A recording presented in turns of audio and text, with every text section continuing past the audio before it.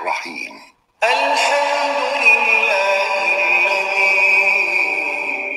أنزل على عبده الكتاب ولم يجعل له عوجا قيما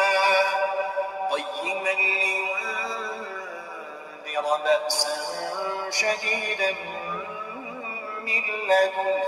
ويبشر المؤمنين الذين يعملون الصالحات أن لهم أجرا حسنا ماكثين فيه أبدا وينذر الذين قالوا اتخذ الله ولدا ما لهم به. نحمده ونصلي على رسوله الكريم اما بعد فاعوذ بالله من الشیطان الرجیم بسم الله الرحمن الرحیم. نن یو ځل بیا اساس په خدمت کې ما سره په سټوډیو کې نن ډیر ویاړلي ډیر قدرمن ملمانه دي. هر یو ډاکټر صاحب وحید الله مصلح تاسې ټولې پیژنئ ماشاءالله په مجازي نړۍ کې زموږ او ستاسې درون لیکوال شناند او په خپل مسلک کې مسلکي ډاکټر دی. همداسې موږ سره لیکوال او شاعر جلال امرخیل صاحب دی د بلجیم څخه. همداسې موږ سره انجینر صاحب سلیمان احمدي دی د اروپا څخه. موږ سره صباون صباح صاحب د افغانستان څخه دی او د نورو درنو ملمنو د لیدو په هیله تاسې کولی شئ چې راشئ دلته موږ سره برخه واخلئ او همداسې ستاسو د ټولو څخه خواهش کوم زموږ لایف ویډیو در سره شریکه کړئ، زموږ صفحه در سره شریکه کړئ تر څو نور افغانان هم خبر شي او راشي موږ سره برخه واخلي. دلته چې څومره زیات افغانان راشي، د قلم خاوندان راشي، د فکر خاوندان راشي او موږ سره خپل نظرونه شریک کړي، د دې هېواد په حالاتو باندې خبرې اترې وکړي، د سولې په اړه خبرې اترې وکړي، انشاءالله تعالی چې افغانان به یو نتیجې ته سره ورسېږي او هر افغان به فکر وکړي چې دا موږ په کومه لار روان یو. د دې په خاطر باندې موږ غواړو هره شپه یا یوه شپه وروسته سیاسي برنامې ولرو، په هغې سره خوا کې چې د تعلیمي فکري دعوتي برنامې هم لرو او غواړو په نږدې وخت کې د تفسیر د قرآن هم شروع کړو آنلاین. په دې خاطر باندې چې نننۍ موضوع زموږ د سولې بین الافغاني ټیم چې کوم دی د دې اثر او اغیز باندې خبرې کول غواړو د دې مېلمنو سره. نو موږ به چې د وخت په ورکړو اول مېلمه ته قدرمن مېلمه ته چې کیدای شي هغې سره وخت هم بیا کم اوسېږي، هلته شپه هم ده په کابل کې او انټرنیټ هم د افغانستان تاسو ټول ته معلومه دی. زموږ او ستاسې قدرمن ورور ډاکټر صاحب وحید الله مصلح ستړی مه شئ، په خیر راغلی، الله دې راوله. ستاسې نظر سلام ژوندي لره تواب عبدالله صاحب. زه یو ځل بیا تاسو نه خو ډېره مننه کوم چې ما ته بلنه راکړله. ما دپاره دا ډېر د افتخار ځای دی چې ستاسو په توسط باندې د قدرمنو ملګرو سره هغه که داخل د افغانستان کې دی او که بیرون د افغانستان نه هغو سره د زړه خواله کوو. امرخیل صاحب ته احمدي صاحب ته یو ځل بیا د زړه د کومې نه ښه راغلاست وایم او احمدي صاحب سره خو نوی معرفي شو او امرخیل صاحب که د زړه نه خبره وکړم نو ډېر راباندې ګران دی او د فکر سره او د داسې فکر یعنی په هیچا باندې دغه نه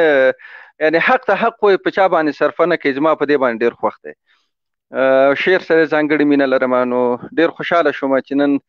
تصادفي شکل باندې زما اول ځل دی او اول ځل امرخیل صاحب سره په یو میز باندې خبره کوو. نو زه خو به راځم اصلي خبرې ته د سولې په رابطه باندې. سوله ډېر حساس پړاو ته ننوتې ده زما په خیال باندې. د داسې یو مرحلې نه وروسته چې طالبانو پکې د امریکایانو سره خبرې وکړلې د هغو منطق ده او د مبارزه یې وکړله کومه جګړه د هغې په نهایت کې هغوی ویلې چې موږ باید د افغانستان قضیه لومړی د امریکایانو سره او بهرنیانو سره حل کړو او هغې نه وروسته بیا د داخلي طرف او داخلي لورې خبره ده هغې سره به بیا خبرې کوو. او هغه و دوی دپاره خپل منطق درلوده. هغوی ویلې چې موږ دلته امارت درلوده، خپل حکومت مو درلوده، بهرنیان راغله زموږ حکومت یې ړنګ که، امارت یې راته ړنګ که او دلته راغلي دي بهرنیانو ته هغوی د اشغالګرو په سترګه باندې کتل او د دوی د جګړې ټول هغه منطق په همدې کې و چې دلته اشغال دی، بهرنیان دي او موږ هغو سره جنګیږو تر څو دا وطن آزاد کړو. د دوی عقیدوي د دوی فقهي استدلال ټول په همدې بنیاد باندې و. نو که چېرته هغو د امریکایانو نه مخکې د داخلي لورو سره خبرې کولې نو د هغوی د جنګ هغه کوم منطق چې و کوم لاجیک چې و هغه ختمېده او هغه بیا خپل خلکو ته د ویلو د پاره څه نه درلوده، خپلو جنګیالیو ته چې موږ د څه دپاره جنګ کوو. په همدې بنیاد باندې د هغو ډېر زیات زور په همدې باندې و. کیدای شي په دې کې بهرني منطقوي ګاونډي فکټورونه وي، خو کوم چې د جګړې منطق دی هغه په دې باندې راڅرخېده. په نهایت کې د امریکایانو او طالبانو ترمنځ خبرې اترې وشولې او خبرې اترې په یوه توافقنامه باندې پای ته ورسېدلې. هغې نه وروسته بیا د داخلي خبرو اترو محور هغې باندې خبر راغلی. په کومه توافقنامه چې د امریکایانو او د طالبانو ترمنځ امضا شوله، په هغه کې خو دا خبرې ډېرې ډراماتیک ډول باندې راغلې وې چې په لنډو تاریخونو بندیان به خوشي کېږي او هغې نه وروسته به بین الافغاني خبرې اترې شروع کېږي. دا بین الافغاني خبرې اترې هماغه وخت کې داسې ښکارېده چې تاریخونه ورته ډېر نږدې ښودل شوي دي، او دا په داسې حال کې چې طالبان د یو داسې لوري په توګه باندې چې هغوی د یو کامل وحدت نه برخمن دي، د یو واحد قیادت نه برخمن دي او د یو واحد موقف نه برخمن دي، هغوی خو دې هر څه ته آماده وو. خو په مقابل جانب کې یو داسې افغان حکومت و چې د هغه طبیعت داسې و چې هغه هلته ولو که په نوم ده او که تر یو حده پورې په واقعي شکل باندې خو هلته ډیموکراسي ده، تنوع ده، حکومت دی. د حکومت په مقابل کې ګوندونه شته دی، سره دې چې ډیموکراسي ګوندي نه ده، خو بیا هم مطرح نفوذ با نفوذ ګوندونه هم شته دی، یو حد کې شته دی. پریکړې او فیصلې چې دي هغه زر نه کېږي، او هغې دپاره ضرورت دا دی چې خصوصا کله چې ملي قضیې راځي حکومت او سیاسي ګوند اجماع رامنځته کړي. زما هغه اصلي خبره په همدې ټکي کې ده. مخکې دې نه چې لیست و همدې د بده مرغه د افغانستان حکومت په سره د دې چې ټولې دپاره مې منطقوي او نړیواله اجماع رامنځته کړې ده، خو دلته چې موږ ګورو په داخل کې په خصوصي شکل باندې یعنې ملي اجماع نه ده رامنځته شوې. ولسمشر دا چانسلر دون سیاسي مطرحو شخصیتونو یو کنفرانس راوغواړي او په دې کنفرانس کې ولسمشر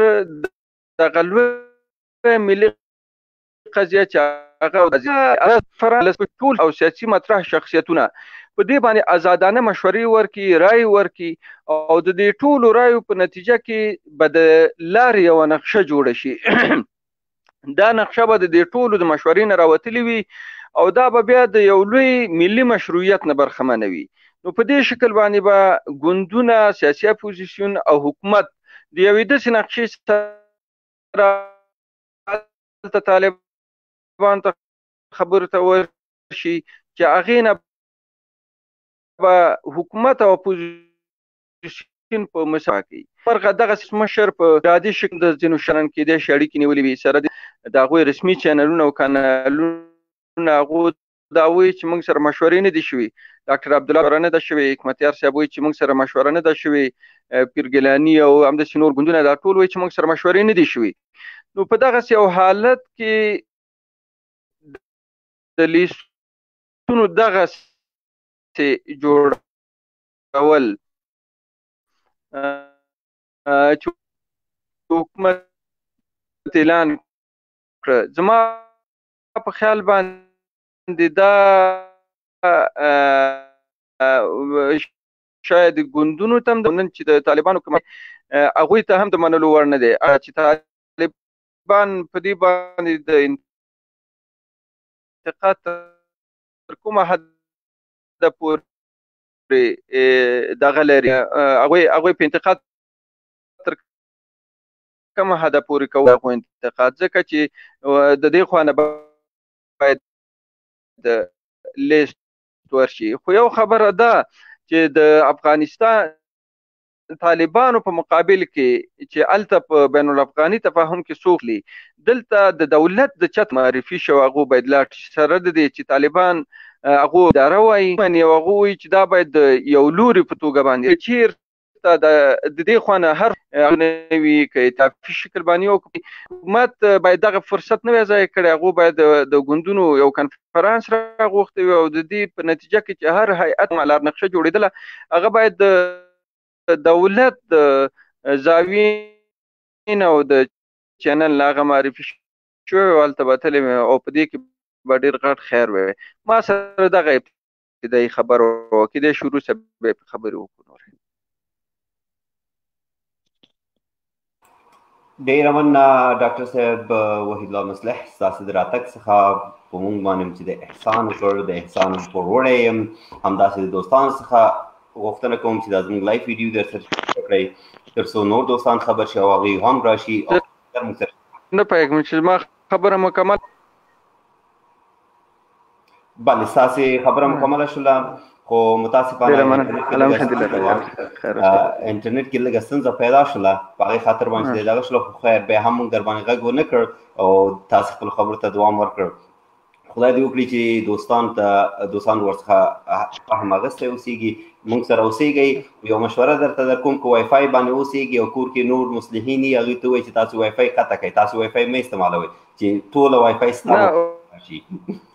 وایفای باندې نه یم، افغان سیم بس تاسو ته بیا بېرته راځو. اوس به چې د نوبت ورکړو موږ او تاسو زموږ بل قدرمن مېلمه ته محترم جلال امرخیل صاحب ته د دې هم اول وار دی ستاسو په شان چې راغلی موږ سره یې برخه اخیستې دلته په کې، او الله رب العزت دې وکړي چې تاسې ټول همداسې تل موږ سره یاري وکړئ او راشئ موږ سره برخه واخلئ په دې پروګرامونو کې. تاسې د قلم خاوندانو ته موږ ضرورت لرو چې تاسې راشئ خپل نظر موږ سره شریک کړئ. دې ولس ته ډېره مننه، خوشحاله اوسئ، خدای مو باد لره. زما سلامونه، نیکې هیلې تاسې ته، د دې نننۍ غونډې ټولو ګډونوالو ته، احمدي صاحب ته، صباح صاحب ته، سعادت صاحب ته، مصلح صاحب ته، کور مودان ډېره زیاته مننه، او خصوصا مصلح صاحب چې زما په ستړي مشي کې دومره درانه الفاظ وکارول چې زه واقعا وړ نه وم. زه خپله له مصلح صاحب نه ډېر متاثر انسان یم، همیشه مې لوستی، له کلونو نه ورسره بلد یم. نیک انسان دی او تر ټولو ښه خصوصیت یې دا دی چې هغه د خپلې سیاسي تګلارې یا هغه د سیاسي ډلې عبادت نه کوي، بس صرف تر یوې سیاسي ډلې پورې ورپورې یا هغه کوم نظریاتي تمایل چې دی کوم طرف ته لري. نو دغه زه فکر کوم چې په دې حالاتو کې، د اوسنیو حالاتو کې موږ ټولو ته، د افغانستان ټولو خلکو ته، هغه که په هر طرف کې، هغوی ته هماغه طرف پورې تر سیاسي تګلارې پورې ورسره درېدل پکار دي، نه دا چې هغه خپله سیاسي تګلاره په یو نوي دین او په یو نوي مذهب بدله کړي. حال دا چې اوس موږ د دې شاهدان یو، ځینې خلکو په خپلو طرفونو باندې تر ایمانه زیات ډېر ایمان راوړی. راځو د صلح خبرې ته. زما له نظره د صلح دپاره دا خو ډېر یو پاک او سپېڅلی نوم دی، او دغې نوم په اورېدو سره زموږ ستاسو ټولو په څېرو کې یو ډول امید او یو ډول د روښانه راتلونکي دپاره هیلې راټوکېږي. زه د دې دپاره یو وړاندیز چې همیشه ما د دوستانو نه هم دا غوښتنه کړې او ستاسې د لایف له لارې هغه څوک چې موږ لولي یا ګوریم له هغوی نه هم دا غوښتنه کوو چې د سولې دپاره تر ټولو مهمه په لومړي قدم کې د سولې ادبیات رامنځته کول دي. موږ او تاسو په دې خپله سوشل میډیا کې نن سبا ګورو، که څه هم چې زه خو دا زما لومړی ځل دی چې چا سره په لایف خپرونه کې، او شکر چې دومره ښه خلک پکې دي. دغه د سوشل میډیا زموږ د صلح په پروسیجر باندې یو ډول منفي تاثیر کړی. موږ باید د دغه منفي تاثیر مخنیوی په لومړي سر کې وکړو. د صلح ادبیات، د صلح ډیالوګ، د صلح ژبه. تاسې ګورئ نن سبا هم د امارت، د افغانستان د اسلامي امارت له ادرسونو نه، هم د افغانستان د اسلامي جمهوریت له ادرسونو نه هغه ژبه کارول کیږي چې هغه د صلح ژبه نه وي، هغه ډیالوګ کارول کیږي چې هغه د صلح ډیالوګ نه وي، هغه ادبیات کارول کیږي چې هغه د صلح ادبیات نه وي. شاید د هغوی نه د ځینو الفاظو په یادولو موږ او تاسو دلته له یو بل سره خجالت وباسو چې خپل افغانان، خپل ورونه کله د ټرمپ زامن بولو، کله د هیرا منډۍ اولادي بولو، کله یو ته پیغور ورکو، کله بل ته. دا د ډیرو معلومو او هغه ادرسونو نه چې شهرت ته رسېدلي ادرسونه دي، د هغوی ادرسونه نه دغه ډیالوګ زموږ د صلح په پروسیجر باندې بد او ناوړه اغېز کوي. زموږ یو مشر لیکوال و اجمالا خدای دې ورته عمر ورکړي، هغه به یو خبره کوله وایي چې صلح زموږ په فکر کې ده، صلح زموږ په زړونو کې ده. کله چې موږ په خپلو فکرونو په زړونو کې صلح رامنځته نه کړو، دا تړونونه به د خلکو ترمنځ وشي، د امریکا ترمنځ به هم امریکایانو سره به هم تړون وشي، د دې حکومت د ځینو معلومو ادرسونو نه او د امارت د ځینو ادرسونو نه به هم تړونونه وشي، جوړجاړیانې به وشي. خو هغه صلح چې واقعا موږ ته نیکبختي را په برخه کوي، موږ به له هغې نه بیا هم بې برخې یو که زموږ د عامو افغانانو د ډیالوګ ژبه په دغه شي کړي. خو د عامو به نه وایم چې څوک خفه نه شي، د طرفینو د ډیالوګ ژبه، هغه خلک چې نورې په خپلو طرفونو کې نیولي، د هغوی د ډیالوګ ژبه که په دې ډول زه فکر کوم چې موږ به تر ډېره وخته پورې د صلح په ارمان پاتې شو. نورې خبرې به بیا کوو. دا مې لومړۍ غوښتنه وه. ډېره زیاته مننه له تاسې نه، له دوستانو نه. تاسې مرخیل صاحب شون تاسې خپل خبرې خلاصې کړې. زه صرف یو پوښتنه کوم، تاسې د اوسني دا کوم ټیم چې جوړ شوی دی، بین الافغاني ټیم چې جوړ شوی دی دولت له لورې، په دې اړه باندې څه ویل غواړئ؟ په دې اړه باندې او که تاسې وروسته په دې اړه څه ویل غواړئ، زه به نوبت ورکړم سلیمان احمدي صاحب ته چې هغه په دې اړه باندې څه ویل غواړي. زه به په دې هکله د مصلح صاحب خبره تکرار کړم او زه هم په همدې نظر یم چې دغه اوسنی ټیم چې موږ نومونه ولیدل دا یو ټول شموله ټیم نه و او موږ اعتراضونه هم ولیدل د ډېرو سیاسي طرفونو، د سیاسي ګوندونو لکه مصلح صاحب چې نومونه واخیستل، د حکمتیار صاحب، رحمت الله نبیل وي، ډاکټر عبدالله وي، ځینې نورو خلکو هم دا اعتراضونه وکړل چې دا موږ سره په دې برخه کې مشوره نه ده شوې. نو په دې هکله به نورې خبرې هم ولرو، خو زه په اوس وخت کې دا فکر کوم چې دا د دې ولس او د دې خلکو په عمومي توګه خو د ټول ولس نمایندګي نشي کولی، خو البته د جمهوریت نه دوی په خپلو کې یو بل سره په تضاد کې دي او زه په دې باندې باور نه لرم چې دوی به هغه کومه داعیه چې دوی ورته ژمن دي له هغې نه به په شریکه او په ګډه دفاع وکړی شي. دې کې داسې خلک هم دي چې هغوی به د افغانستان له اسلامي امارت یا له طالبانو سره به د هغوی په نظریه وړاندې ځي. په دې کې به داسې خلک وي چې هغوی به ځان ته د فدرالي پارلماني نظام خبره کوي، ځینې خلک به له د شته جمهوریت نه دفاع کوي. په عموم کې دا ټیم د یو دریځ خلک نه دي او ټول شموله ټیم هم نه دی. نور به وړاندې بیا خبرې وکړو. ډېره مننه ورور، ستاسو د نظر څخه تاسو ته بیا هم راشو. دویم راوند کې موږ سره اوسئ دلته په سټډیو کې. موږ به چې نوبت ورکو محترم سلیمان احمدي صاحب ته. سلیمان احمدي صاحب تاسې اوسئ، زموږ بل نوی مېلمه راغلی دی چې تاسو تل موږ سره اوسېږئ دلته. زه به چې دی د دې بل مېلمه نظر به راواخلم، د هغې نه وروسته به چې دی تاسو ته بیا راشم. احمدي صاحب ستاسې په اجازه. نوی مېلمه دی شان پاچا صاحب دی. شان پاچا صاحب راغلی دی، د دې فکر کوم اول وار دی چې زموږ لایف ته راغلی دی. خیر شین دی، ځینې د دې لایف ته زه ځینې وخت تللی وم او ما ته چې دی ځینې خبرې کړې وي، خیر هغه د دې ځای نه دی چې زه اوس وکړم. زه ورته بیا هم ویلکم وایم. د انګریزانو خبره الله دې راوله، هر کله راشي زموږ ورور یې. زموږ نننۍ موضوع د ورور د سولې په ارتباط د بین الافغاني ټیم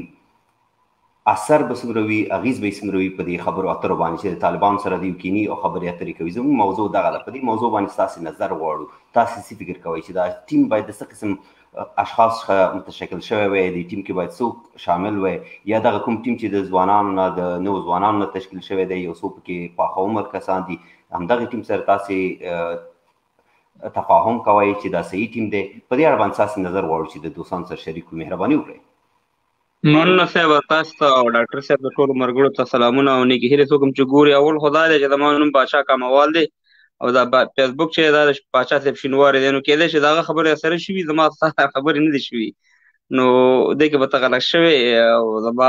لایکونه هغه شی نه معلوم و. موږ هغه تاسو ته خو بېخي احترام لرو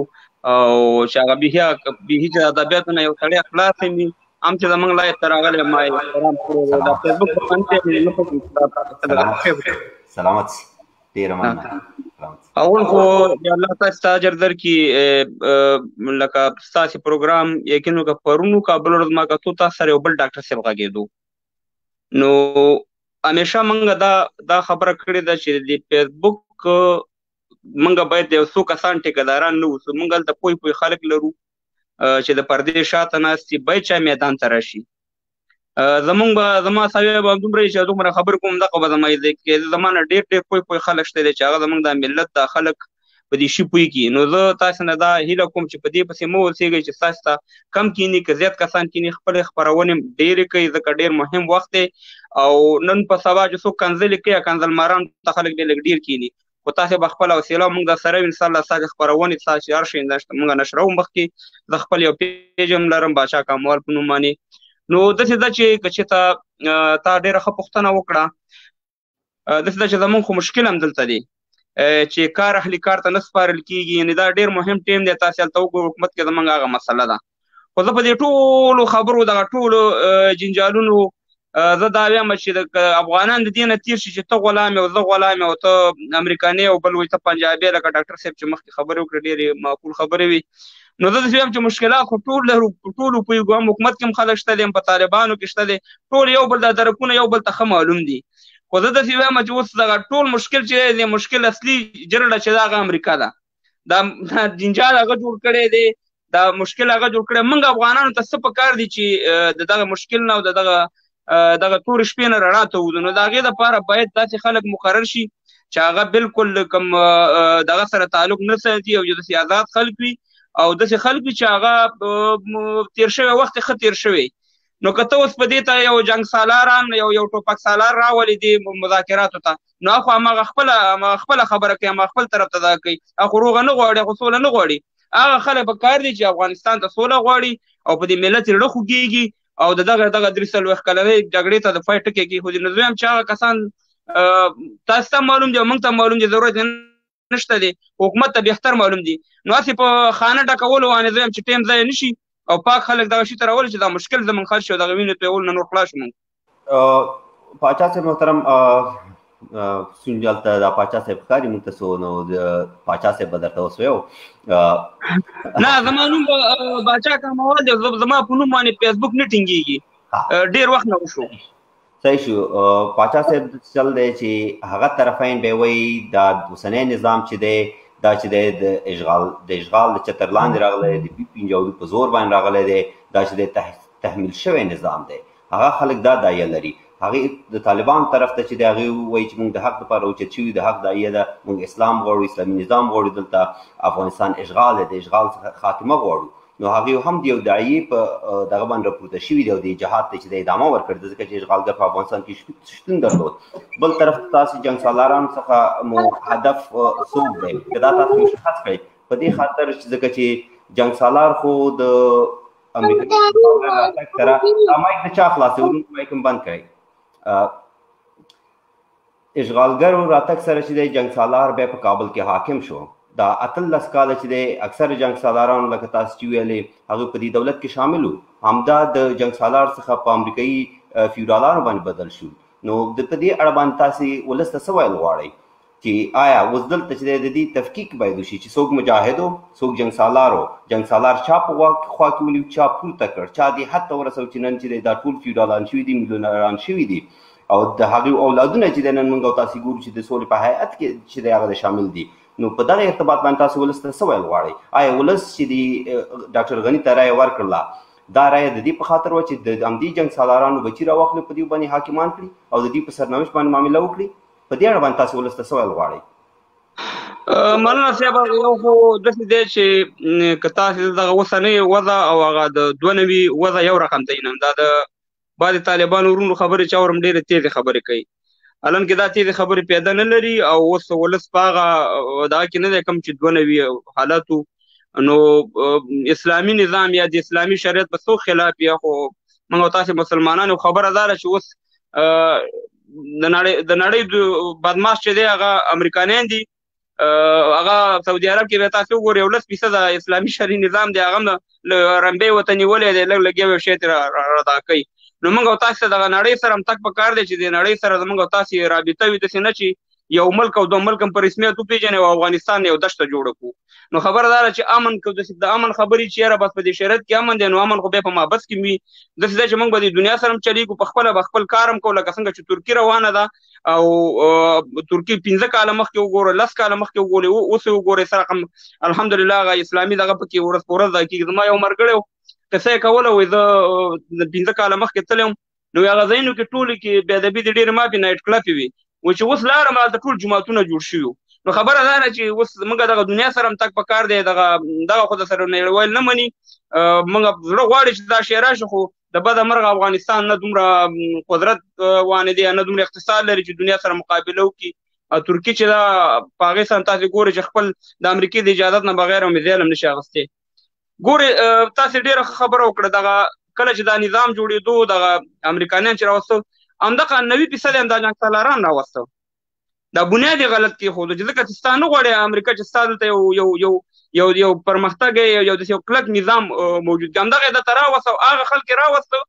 چې په دې کابل کې 15 حکومته جوړ کړي موږ او تاسې دا شی نه لیدلي وو هغه خلک یې دلته راوسته چې مهربانه دا چېرته دا خو امریکا په دې ښه پوهېده چې دا خلک نه دا حکومت چلولی شي په زور یې سیا مهربانه په د افغانان یا د پښتنو په منطقو باندې دغه وکړه بمباریان یې وکړه په زور یې طالبان لا پیدا کړه خلک یې مجبوره کړه چې ټوپک ته لاس کړي نو داسې ده چې دغه که اوس درته د یو سړي نوم والم یا 2 سړي نوم والم دا خو د یو سړي یا د 2 سړي نومونو خبره نه ده خو ما راته وویله چې په دې حکومت کې اشرف غني صاحب زموږ نه عمر کې هم ډېر دی تعلیم هم ډېر دی او دا ټول پېژني نو هغه خلک راغونډ کړي چې یاره سولې تضمن خلک وي دغه خلکو نه موږ نه دا توقع لرو نه دا کار دی کولی شي د سعودي په هر شي کې تجارت کې په هر شي کې بزنس کوي نو زه داسې وایم چې هغه خلک که زه وایم چې یاره دومره دا کسان دي نو هسې په هوا کې به خبرې وي خو هغه اشرف غني صاحب او دغه حکومت کې بعض اشخاص چې خلک پېژني ځکه همدغه حکومت کې پاتې شوي خلک دي هغه په عادتونو هم پوه دي په هر شي باندې پوه دي د دې د مینده چې داسې خلک راغونډ کړي په حساب باندې اوس خو هغه دغه نشته دی بارکزی صاحب خدای دې وبخي لکه بارکزی صاحب چې دغه شان دي خلک چې وي چې هم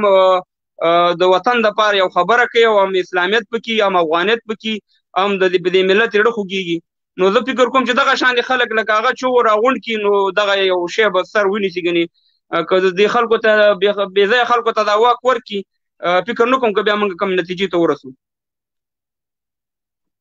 ډېره مننه ستاسو د نظر څخه موږ سره اوسئ تاسو ته به بیا راشو او موږ به چې د وخت ورکړو اوس زموږ او تاسې بل دوست سلیمان احمدي صاحب ته چې هغه ستاسو نظر سره موافق دی مخالف دی هغه په دې ارتباط باندې څه نظر لري او دوستانو څخه خواهش کوم دوستان چې غواړي سټوډیو ته رادن نشي تر څو پورې چې دې دوستانو نوبت خلاصېږي تاسو کوشش وکړئ دا زموږ لایف ویډیو شریکه کړئ نورو دوستانو سره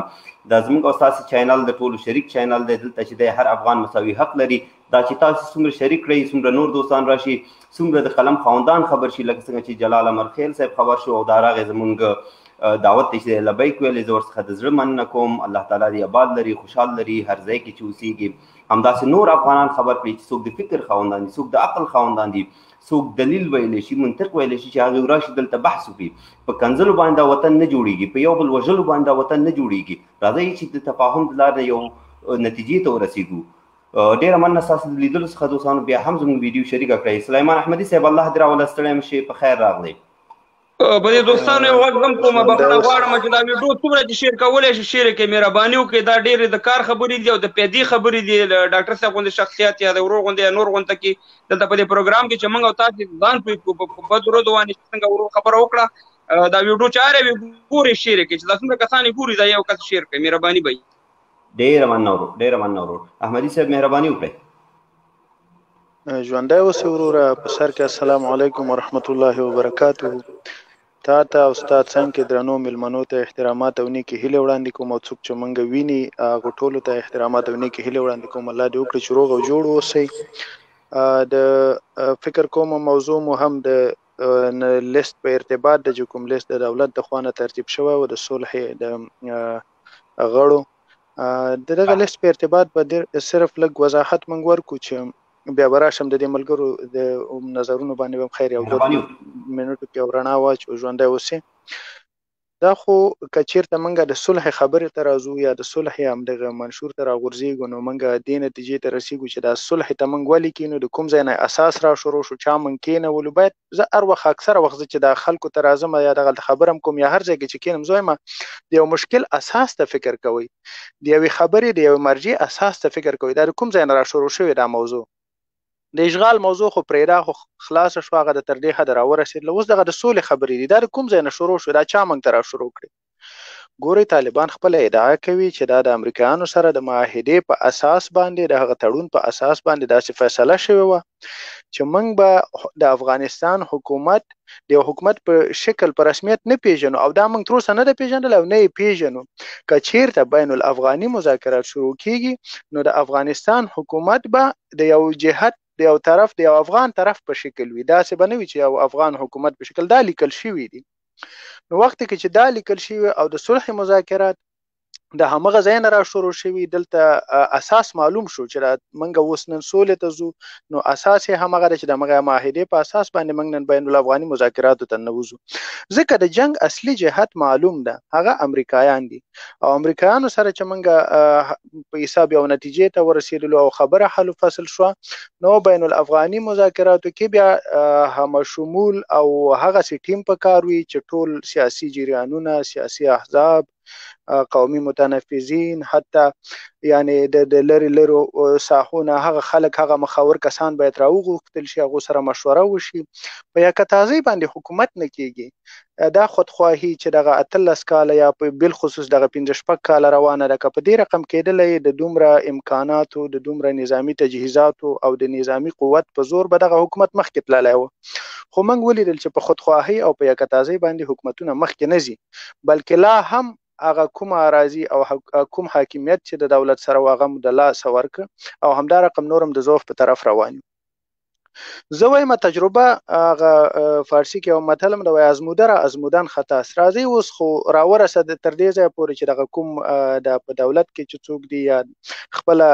اشرف غني به یاد کو دی چې دا موږ امتحان کې ومولیده چې د کومې وعدې کړې وې د صلح په نوم دی راغی، بیا د صلح په خلاف د کوم اقدامات وکړه، د ټرمپ سره یو ځای د جګړې اعلانونه زمزمه کول، ولې د خپل د انتخاباتو په وخت کې هغه وخت کې د صلح خبرې کولې چې زه به کور په کور ګرځم، خو دی هغه قول او عمل مطلق یعنی 180% برعکس دی یو د بل نه. نو را به شو په دې کې چې زه ازمودن خطاست، د دې په اساس سړی په دې باندې هیڅ کله باور نشي کولی، او بل به راشو دې ته چې یو خوا نه د سیاسي احزاب نفي کول، د ویل چې سیاسي احزاب یعنی څوک دي، خو دا خو ما ټاکلي، موږ ټاکلي. بیا بیرته ته راځي سیاسي احزاب خو په ځای پرېږده، بیا راځي یو جنګ سالار قومندان زوی را اخلي، د یو غټ د یو لوی حزب په نمایندګۍ ته لیږي. آیا دا ته څنګه کولی شي چې سبا د یو بحران مخنیوی ته په دې رقم وکړي؟ خو دا خو په لوی لاس بحرانونه زېږول دي. دا په لوی لاس لکه دا 15 کاله چې څنګه موږ د جنگ په طرف نورم سوق شو، دغسې نورم د جنگ لپاره دلته پروژې په کار اچول کېږي. دې ته باید افغانان لږ متوجه واوسي. ګورې په دې باندې مشکل نه حل کېږي چې یو څوک وایي چې د تعلیم ډېر کړی ده، دا ډېر پوه ده. دا پوهه دی زه وایم ورکې که سړی به څه ووایي خو څه به نه وایو. خیر موږ وایو یو بېسواده دې راشي، یو دهقان دې راشي، خو کم تر کمه د دغه ولس په نبض دې پوه شي، د دغه ملت په نبض دې پوه شي چې دا جنګ څنګه درېږي. موږ په دې کلیو کورونو په دې ولسونو کې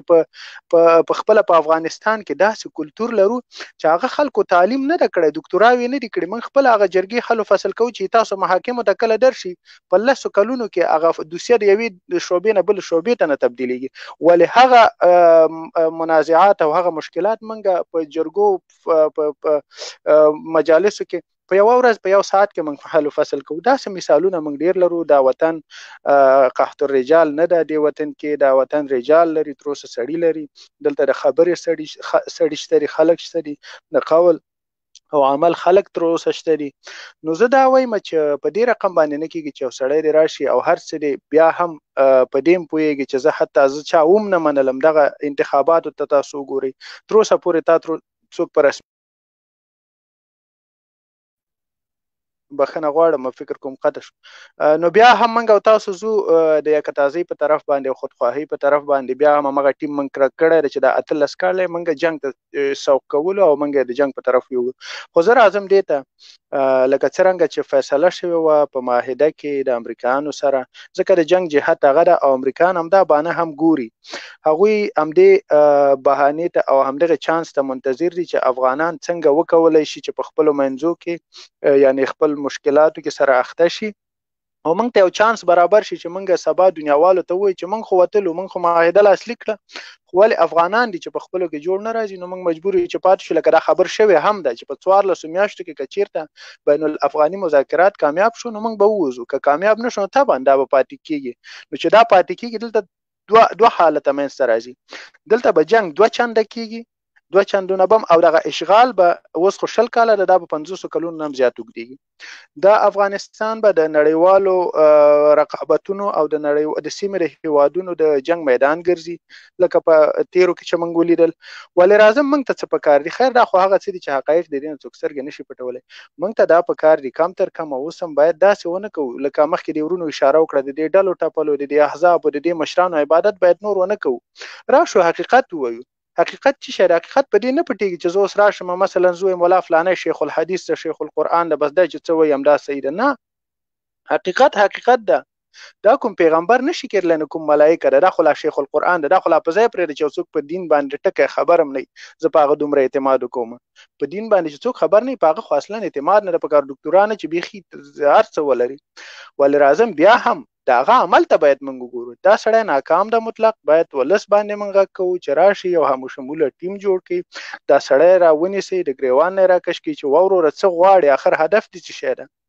ولې ته دغه رقم کارونه کوي چې په لوی لاس باندې ته د صلح خبرې باید د نن یو میاشت مخکې شروع شوې تقریبا 10 ورځې مخکې باید شروع شوې ولې دا 10 ورځې موږ په جنګ کې پاتې شو علت یې څه شی ده باید د دې پوښتنه وشي ګوري دا خدا سينه ده هر ورځ خلک وژل کیږي دلته دا خو څه ټوکی نه دي جنگ ده مننه بیا هم خیر که بیا کوم بل ور څه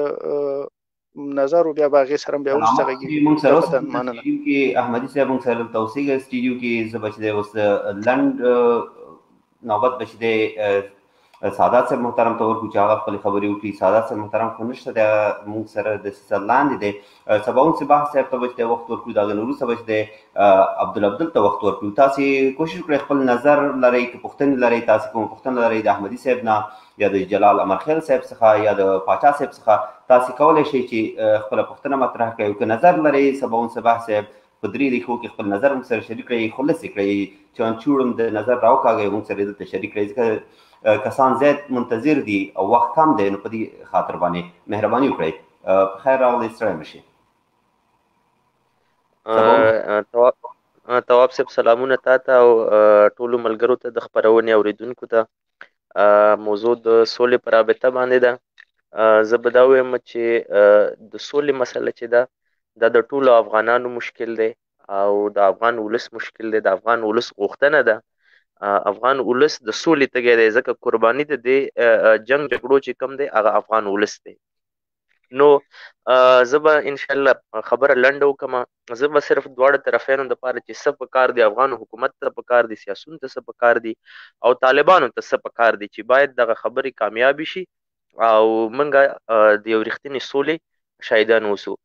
حکومت چې کوم پلاوی ټاکلی دی دا د افغان ولس نمایندګي نشي کولی دلته مسله چې دا سوله چې دا د افغان ولس ضرورت دی بلکې د ټول افغان ولس ضرورت دی هغه که سیاسون دي هغه که د حکومت دی او که هغه نور جهتونه دي نو حکومت ته پکار دی چې باید یو همشموله ټیم داسې ټیم وټاکي چې په هغه کې باید مسلکي روحاني په هیواد او دین مین شخصیتونه باید موجود اوسي چې هغه هم د دین په ارزښت اوسي او هم د دې وطن په حالاتو مشکلاتو او په دې ټولو شیانو باندې آګاه او خبر اوسي. داسې یو ټیم باید وټاکل شي چې موږ ښه شخصیتونه لرو دلته، ښه روحاني شخصیتونه لرو، په دین او په وطن مین شخصیتونه لرو. باید دا ټیم دغسې یو ټیم واوسي. بل د دې ټیم که موږ تاسو وګورو د طالبانو مذاکراتو ته که موږ او تاسو د امریکا سره وګورو،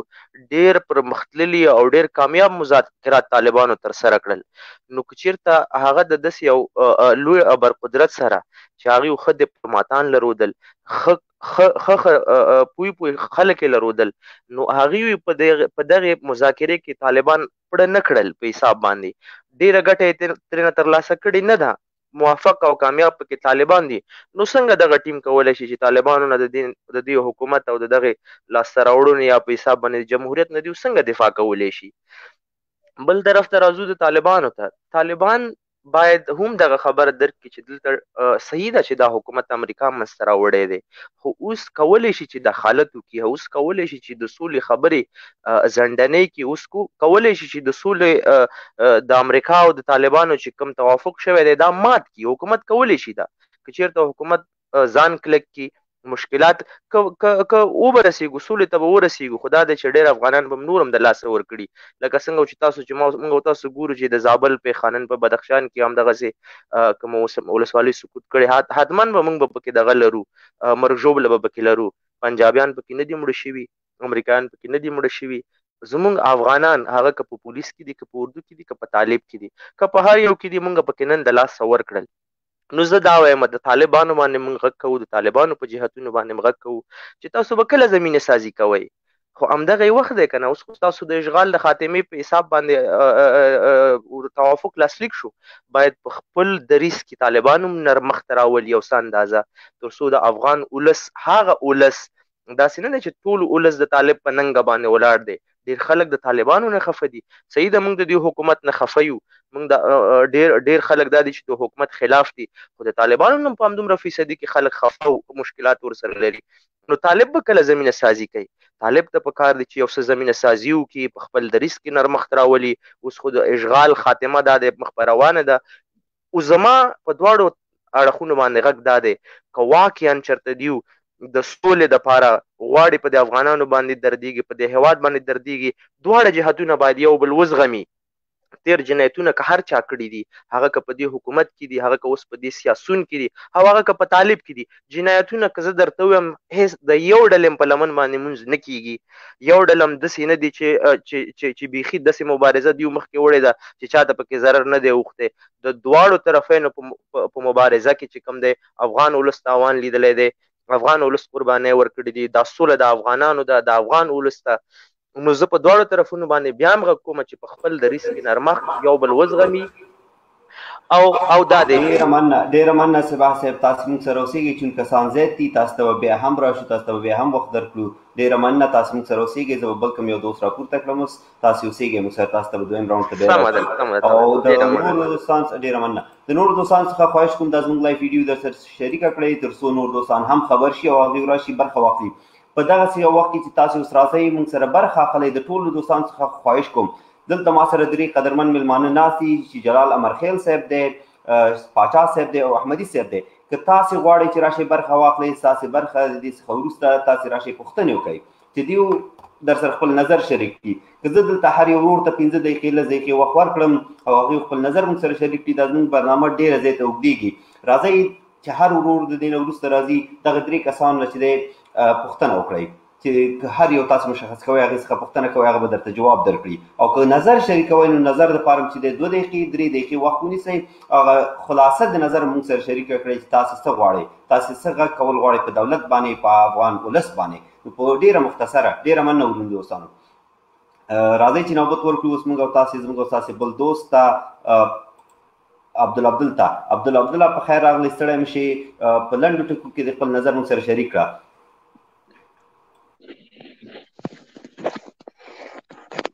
ټولو کتونکو او اورېدونکو ته السلام علیکم ورحمت الله وبرکاتو.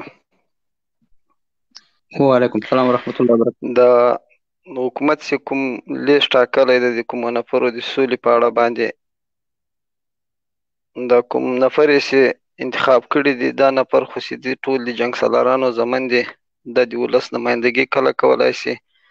او که چیرته لکه دا نورو ملګریو چې وویل چې دا د ولس غوښتنه ده سوله، آیا که دا سوله د ولس غوښتنه وي نو بیا د رستم زوی ولس غواړي؟ که دا سوله د ولس غوښتنه وي بیا د عطا محمد نور زوی غواړي یا دا جنګ سالاران غواړي؟ خو بیا له ولس نه یو څو کسان مشخص کړي راوادېخي، د ولس نه دې راولي او هغه د سوله ته انتخاب کړي او مشران دې وټاکي. د ولس غوښتنه سوله ده، خو د ولس غوښتنه دا خلک نه دي. که دا خلک وایي د ولس غوښتنه، نو په انتخاباتو کې د ولس خپل ځان عبدالرور یو دقیقه. هغه دوستان چې لاندې منتظر پاتې دي، زه کوشش کوم تاسو ټول ته وخت درکړم، تاسو موږ سره اوسېږئ دلته، ستاسو د هر یو نظر د قدر وړ دی. چون دلته دوستان زیات دي او نور دوستان هم را روان دي، کوشش وکړئ چې نظر موږ سره په لنډو ټکو کې شریک کړئ. دوستانو مهرباني وکړه عبدالرور. نو که دا سوله د ولس غوښتنه وي، خو ولس خو د خلکو باندې کلم اعتماد نه کړی د نیکۍ، ځکه که اعتماد پې کولی په انتخاباتو کې ډېره ښه ولس خپله طرحه وړاندې کړه دوی ته، ځکه چې په 40 میلیونه یا 15 میلیونه خلکو کې 1 میلیون خلکو دوی ته رایه نه کړه ور. دا 1 میلیون خلک خو د دوی د خپلې ادارې والول، ځکه چې 4 لکه یې پوځ چې خو د 4 لکو 4-5 ورونه هم دي، خو دا خو 10 میلیونه خپل سره برابرېږي 1 میلیون خلک. نو 1 میلیون خلکو رایه نه کړه ور. دا خلک ولس بیخي پسې اخیستي دي، نه یو د ولس نمایندګان دي، نه د ولس نمایندګي کولی شي. دوی که په رښتیا سوله کوي ولاړ دي شي وروره پکتیا ته، داسې د سکندر ته، زابل ته، دا نور هر ټول ولایتونه دي یو سړی مخور سړی راواخي راولي، یا د عالم راولي، یا د قومي مشر راولي چې په خبرو هم پېژي. تو خدای طالبان وګوره او د رستم زوی وګوره، دا سره کېږي، دا امکان لري چې دا به سره وغږېږي چې 200 د رستم زمن ورولي هم خطا کوي، نه په خبره پېژي. ټول وخت د افغانانو په وینو لاسونه سره دي. زه غواړم چې دا سوله د ولس غوښتنې باید له ولسه خلک انتخاب شي. او بل دلته ملګري چې کوم دي له دغو یو دوه پوښتنې دي، که څوک د حکومت پلوي، آیا دا حکومت چې دا تر ستوني په فساد کې ډوب ده که نه، او دا حکومت خپلواکی ده که نه ده؟ که تر ستوني په فساد کې ډوب نو طالب دی څرنګه راولي چې په فساد کې له ځانه سره ډوبوي؟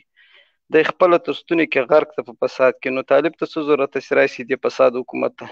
ضروري ده چې اسلامي نظام راشي. او که چیرته حکومت آزاد وي او په فساد کې نه خپلواکه وي، بیا نو د انس حقاني دا نور کسان چې د حکومت له پوښتنې پرته امریکا طالبانو ته ولږل ورې کړل، دا په څه معنی؟ غواړم چې ډېرې خبرې نه وکړم، نو بل چاته وخت ورکړئ. ډېره مننه. د ګران مېلمنو کې جلال امرخیل صاحب دی، پاچا صاحب دی، تاسې دواړو کې چې دی چون فکر کوم پاچا صاحب چې دی ښکاره د دولت طرفدار دی او امرخیل صاحب یو آزاد لیکوال دی، شاعر دی، نو فکر کوم چې پاچا صاحب به غواړي جواب ورکړي او امرخیل صاحب غواړي جواب ورکړي. فقط امرخیل صاحب نه پاچا صاحب خو دې ځکه جواب نه راکوي چې پاچا صاحب ویډیوګانې زار وخت ګورم، نو پاچا صاحب خو یو طرف ته فیصلې کوي، د یو طرف فیصلې خو هېڅ ګټه نه کوي. د بل حاجي صاحب که هغه راکړي ډېر ښه به جواب، ځکه پاچا صاحب خبرې ما لیدلې دي. مننه، خوشحاله اوسې. زه ما مخکې په دې هکله خپل نظر د مذاکراتي ټیم په هکله وویلې چې په ټوله کې دغه خلک چې موږ یې نومونه لوستي دي، دا د دې ټول ولس نمایندګي هم نشي کولی، او دا مې په صراحت سره ویلي چې یوازې هغه د جمهوریت د برخې نمایندګي هم په ټولو نشي کولی. خو دلته موږ یو خبره باید هیره نه کړو چې دغه خلک فیصله کوونکي خلک نه دي، دا یوازې پیغام وړونکي او پیغام راوړونکي خلک دي. لکه څنګه چې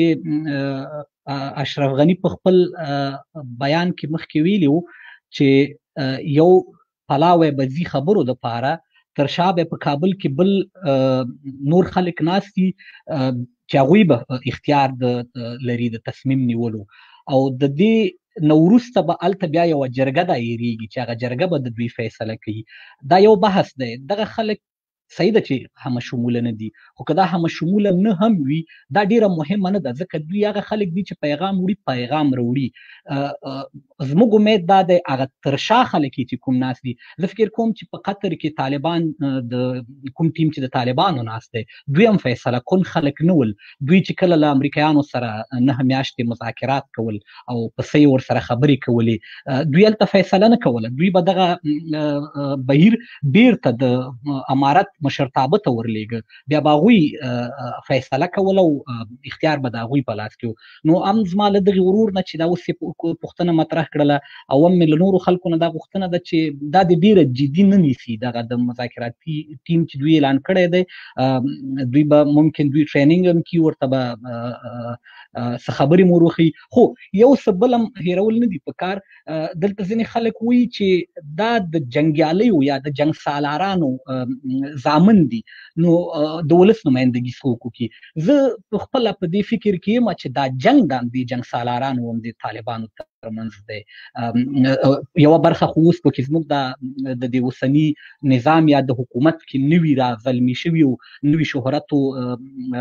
منصبونو واکونو ته رسېدلي خلک دي خو که دا بیرته تقسیم شي په د یو طرف کې خو دي هم دا جنګ سالاران که دا د حکومت هغه روشن فکره خلک یا هغه خلک چې د مسلکو دغه له نظره ورغلي دي یا ځینې خلکو لکه دلته زموږ یو ورور د انجینر دی د انجینرۍ نه فارغ شوی تللی د قانونو او معدنونو په وزارت کې دنده اخیستې یو بل ورور دی ډاکټر دی تللی د روغتیا په وزارت کې دنده اخیستې یو بل څوک دی هغه محاسب دی د پوهنتون نه فارغ شوی هلته برخه اخیستې ده د یو مطلب دا دی چې د یو روزیو ګټلو په تکل باندې یو طرف ته تللي دي او ځینې هغه خلک چې جنګ سالاران نه ول خو د دې نوي نظام په بنیاد ایښودلو کې هغوی هم رامنځته شول او په دې کې برخه واخیستله. یعنې مثلا اوس د دې مذاکراتو نه وروسته ممکن یو نظام رامنځته شي او په هغې کې تواب صاحب تاسې برخه واخلئ پاچا صاحب دې برخه واخلي حال دا چې نه د حکومت خلک یاستئ یا نه طالبان یاستئ نه اسلامي امارت خلک یاستئ خو پکې برخه واخلئ. یوه دغه طبقه خلک دي یو دغه د جنګ د رهبرۍ عمومي خو سړی ونه وي خو یو لویه برخه خو د دوی په لاس کې ده همدا دوستم دوی دي همدا اتانور دوی دي همدا ډاکټر عبدالله دوی دي نو چې دوی خبرې ونه کړي زما خو جنګ نه دی که نه د تواب صاحب خو له طالب سره جنګ نه دی که نه د پاچا صاحب خو له طالب سره جنګ نه دی خو همدا خلک په جنګ کې ښکېل دي پرېږدئ چې هم دوی خبرې وکړي. موږ له دوی نه ولس له دوی نه څه غواړي ولس له دوی نه دا غواړي چې تاسې هغه وایي دوه غویان چې ښکر په ښکر شي وایي زیان یې د کاڼو بوټو د پټیو د هغه دغه ته رسېږي که نه ولس دلته دوی په دوی دواړو طرفونو دا فشار راوستلی شي چې یو څه تاسې له ډېرو غوښتنو نه تېر شي یو څه به هغوی له غوښتنو نه تېر شي یو څه تاسې دا د فتح او دا د امارتو دا د بیرته د واک او قدرت د ترلاسه کولو له دې غرور نه راښکته شي یو څه د دوی دا د جمهوریت او دا د وزارتونو له نشو تماشو نه راښکته شي تاسې خپلو کې روغه وکړئ. زه واقعا د ځان دپاره هېڅ نه غواړم زه به یعنې زه فکر کوم چې ولس هم همدا وایي چې ما ته دومره اجازه راکړه چې زه دغه خپله کولنګ او بیلچه ووهم ځان ته خپله روزي پیدا کړم خو دا څه چې دي تاسې په خپلو کې په تقسیم رضا شئ دا څه چې دي تاسې په خپلو کې د جنګ نه منې شئ چې موږ ته زیان را رسېږي. د ولس باید په دواړو طرفونو فشار هم همدغه وي او زه فکر کوم چې د ولس تر ټولو عمده او عمومي غوښتنه هم همدغه ده. مننه. زه به احمد ورور ته یو دغه ورکړم ګوره حوصله وکړه پاچا صاحب نه حوصله وانه نه زما انشاءالله تاسو ته راځم یو دقیقه تاسو ته راځم وروره تاسو ته راځم دوستانو راځئ چې فروعات د تیر شو په موضوع باندې متمرکز شو چون عبدالعبدل ورور چې دی نه غوښتل چې پاچا صاحب ورته جواب ورکړي دا د هغې حق دی ځکه چې ما مېلمانه دلته راوړي دي کېنولي مې دي او هغې پوښتنه وکړه چې ما د امرخیل صاحب جواب راکړي خبره خلاصه شوله. نو راځئ چې اصلي موضوع ته بېرته راوګرځېږو او تاسې دوستانو باندې کوم چې خواري کوي دلته راشي برخه واخلي تر څو پورې چې تاسو ته نوبت درځي تاسې ما سره همکاري وکړئ دا زموږ لایف ویډیو شریکه کړئ تر څو نور دوستان خبر شي او هغوی هم راشي او برخه واخلي دلته. تاسو د ټولو څخه همدغه خواهش کوم چې راوړئ د قلم خاوندان راوړئ د فکر خاوندان راوړئ د دلیل او منطق خاوندان راوړئ چې دلته په یو میز سره کښېنو او د هغوی څخه یو څه زده کړو. د مننه دوستانو اوس به چې د وخت ورکړو موږ او تاسې زموږ د بل دوست عبدالعلي کاروان صاحب ته د 2-3 دقیقو وخت ورته ورکړو پوښتنه لري او که نظر شریکوي. السلام علیکم ورحمت الله وبرکاتو. خدای وکړي روغ او جوړ ټول ډاکټر صاحب ته تا ته پاچا صاحب ته ټول ته زړه تعالی سلام کوم. السلام علیکم ورحمت الله وبرکاتو. خبره رااله د سولې په باره کې. سوله موږ غواړو موږ ملت سوله غواړو. سوله که ماته لنډغر کوي هم زما قبوله ده سوله ده که ماته خدای وکړي د ترکیه څخه طیب اردوغان راځي زه سوله غواړم. چې دوی وایي داسې کسان یې ورلېږلي دي یا نه داسې کسان یې خدای وکړي چې هغه په ژبه ګونګیان وي خو سوله وي د سولې منځ ته باید دا سوله په افغانستان کې اوسي نه په قطر کې د جنگ میدان افغانستان دی دې خبره به لږ سر خلاص کړو نبي علیه السلام صلی الله علیه وسلم ګرد سولې د جنگ په میدان کې کړی دي ګوره سوله په دای ځای کې خلک نه کوي چې هغه زما وطن د جنگ میدان جوړ کړی و سوله په هغه ځای کې کیږي چې په کوم ځای کې جنگ وي سوله په هغه ځای کې نه کیږي تاسې لږ په خبره باندې سر خلاصوئ که دا حکومت څوک په رسمي زه به یې طالب خبره کوم د حکومت سره په لاس خالي ملاول داسې دی کله په کعبه کې سړی د مور سر نه کې د حکومت د سړي سره ما لاس نه تر اوسه نه دی د لاس روغبړ مې نه دی کړ زه به یوه خبره درته وکم دلته د جنگ میدان افغانستان نه دی چې اسامه راځي دلته پټي لازم وروره دومره سختدریزي او دومره دغه هم نه دی پکار دا تاسو په کوم رقم باندې خبره کوي زه کوربه یم نه ما زړه درد کوي زه ټکل بخښنه غواړم هم درد کوي د دې هر افغان زړه درد کوي خدا په دې معنا باندې نه ده چې ته اوس یو مسلمان راواخلې دومره حد ته دغه ته ورسې چې یعنې لاس ورسره ورکړه دا دومره غټه ستره ګناه ده اول دا ما څومره افغان دولت کارکوونکو ته لاس ورکړی دی همداسې بل ورور څومره کارکوونکو ته لاس ورکړی ګورئ دلته که راځئ په عقل دلیل باندې خبره کوئ مهرباني وکړه چون دالته مساوي حق لري هر افغان عبدالله صاحب بخښنه غواړم سولې والا لاندې منتظر د هغه راجي که ډېر مخکې نه پروت دی ډېره مننه دوستانو زموږ لایف ویډیو در سره شریکه کړئ موږ ته دلته د عقل خاوندان پکار دي د فکر خاوندان پکار دي د قلم او استدلال خاوندان پکار دي ګریزبن که په هر طرف کې وي زما دلته نه دی پکار علنې نه ویم او بې هم ویم ګریزبن که د دولت د طرفه وي که د طالب د طرفه وي که د سیاسیون د طرفه وي زما په برنامه کې ورته وخت نشته دی او نه ورته ځای شته دی ځکه چې دلته اخلال ته ضرورت نشته دی چټیات ته ضرورت نشته دی راشي د ورورولۍ په فضا کې خبره وکړئ راشي دلیل وایي منطق وایي بل ته قناعت ورکړئ زه به چې دی سوله ورور به راوچت کړم د هغې نظر به هم واخلو خو د هغې څخه مخکې چې د هغې نظر واخلو موږ او تاسو به زموږ او ستاسو یو بل ورور دلته موږ سره دی ابوبکر عمري صاحب دی د هغې څخه خواهش کوم دا هم د طالبانو په طرف کې دی او ورسره خواهش کوم دلیل منطق په استدلال باندې جواب ورکړي کوم ورونو ته که غواړي چې جواب ورکړي او که د سولې په اړه باندې خپل نظر لري غواړي چې موږ سره شریک کړي را دي شي خپل نظر موږ سره شریک کړي خو د هغه بل ورور په شان باندې بې ځایه خبرې نه کوي که هر څوک اوسېږي او خفه کېږئ به هم نه مانه ځکه چې راشي دلته په دلیل او منطق سره بحث وکړو مهرباني وکړه عمري صاحب الله دې راوله ستړی مشي په خیر راغلی ابوبکر عمري صاحب مایک مو بند دی زه نشم انمیوټ کولی تاسو کولی شئ اوس صحیح شو مننه عبدالله تا د میز درنو مېلمنو ته او لیدونکو ته السلام علیکم ورحمت الله وبرکاتو عبدالله صاحب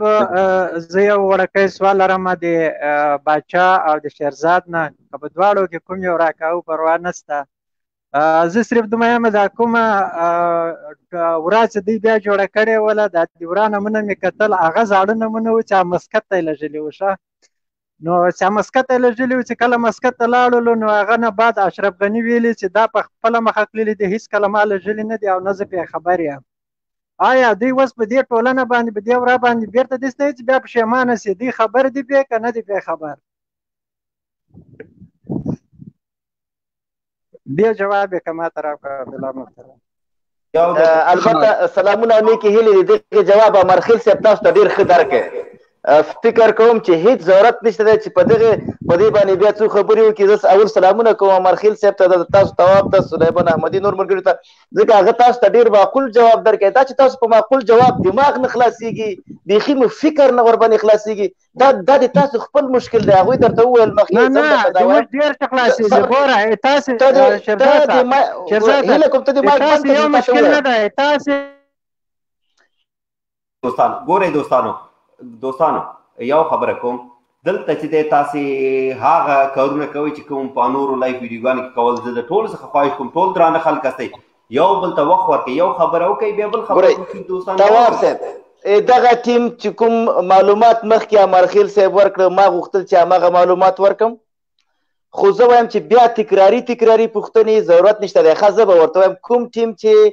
قطر ته د خبرو دپاره ځي دا فیصله کوونکی ټیم نه دی،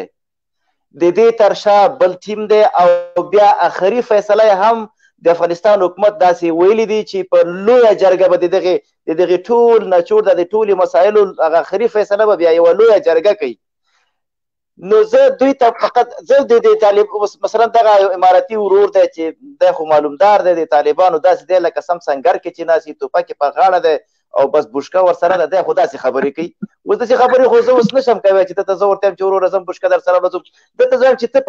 ته د حکومت یا دغه حکومت چې کوم ټیم ټاکلی دی دا خو د تا څه ټیم نه دی، د هغه طرف نه راځي که موږ ورباندې انتقاد کوو موږ به په دې انتقاد ورباندې کوو چې دی کې د عطا محمد نور زوی دی د هغه په ځای یو بل ځوان یو بل بااستعداده ځوان به دې راوستی و یا د ولس د منځ نه. زه خو دا انتقاد ورباندې کوم، زه خو ورباندې دا انتقاد نه کوم چې ته یې ولې لږې کېدای شي همدغه د مخکې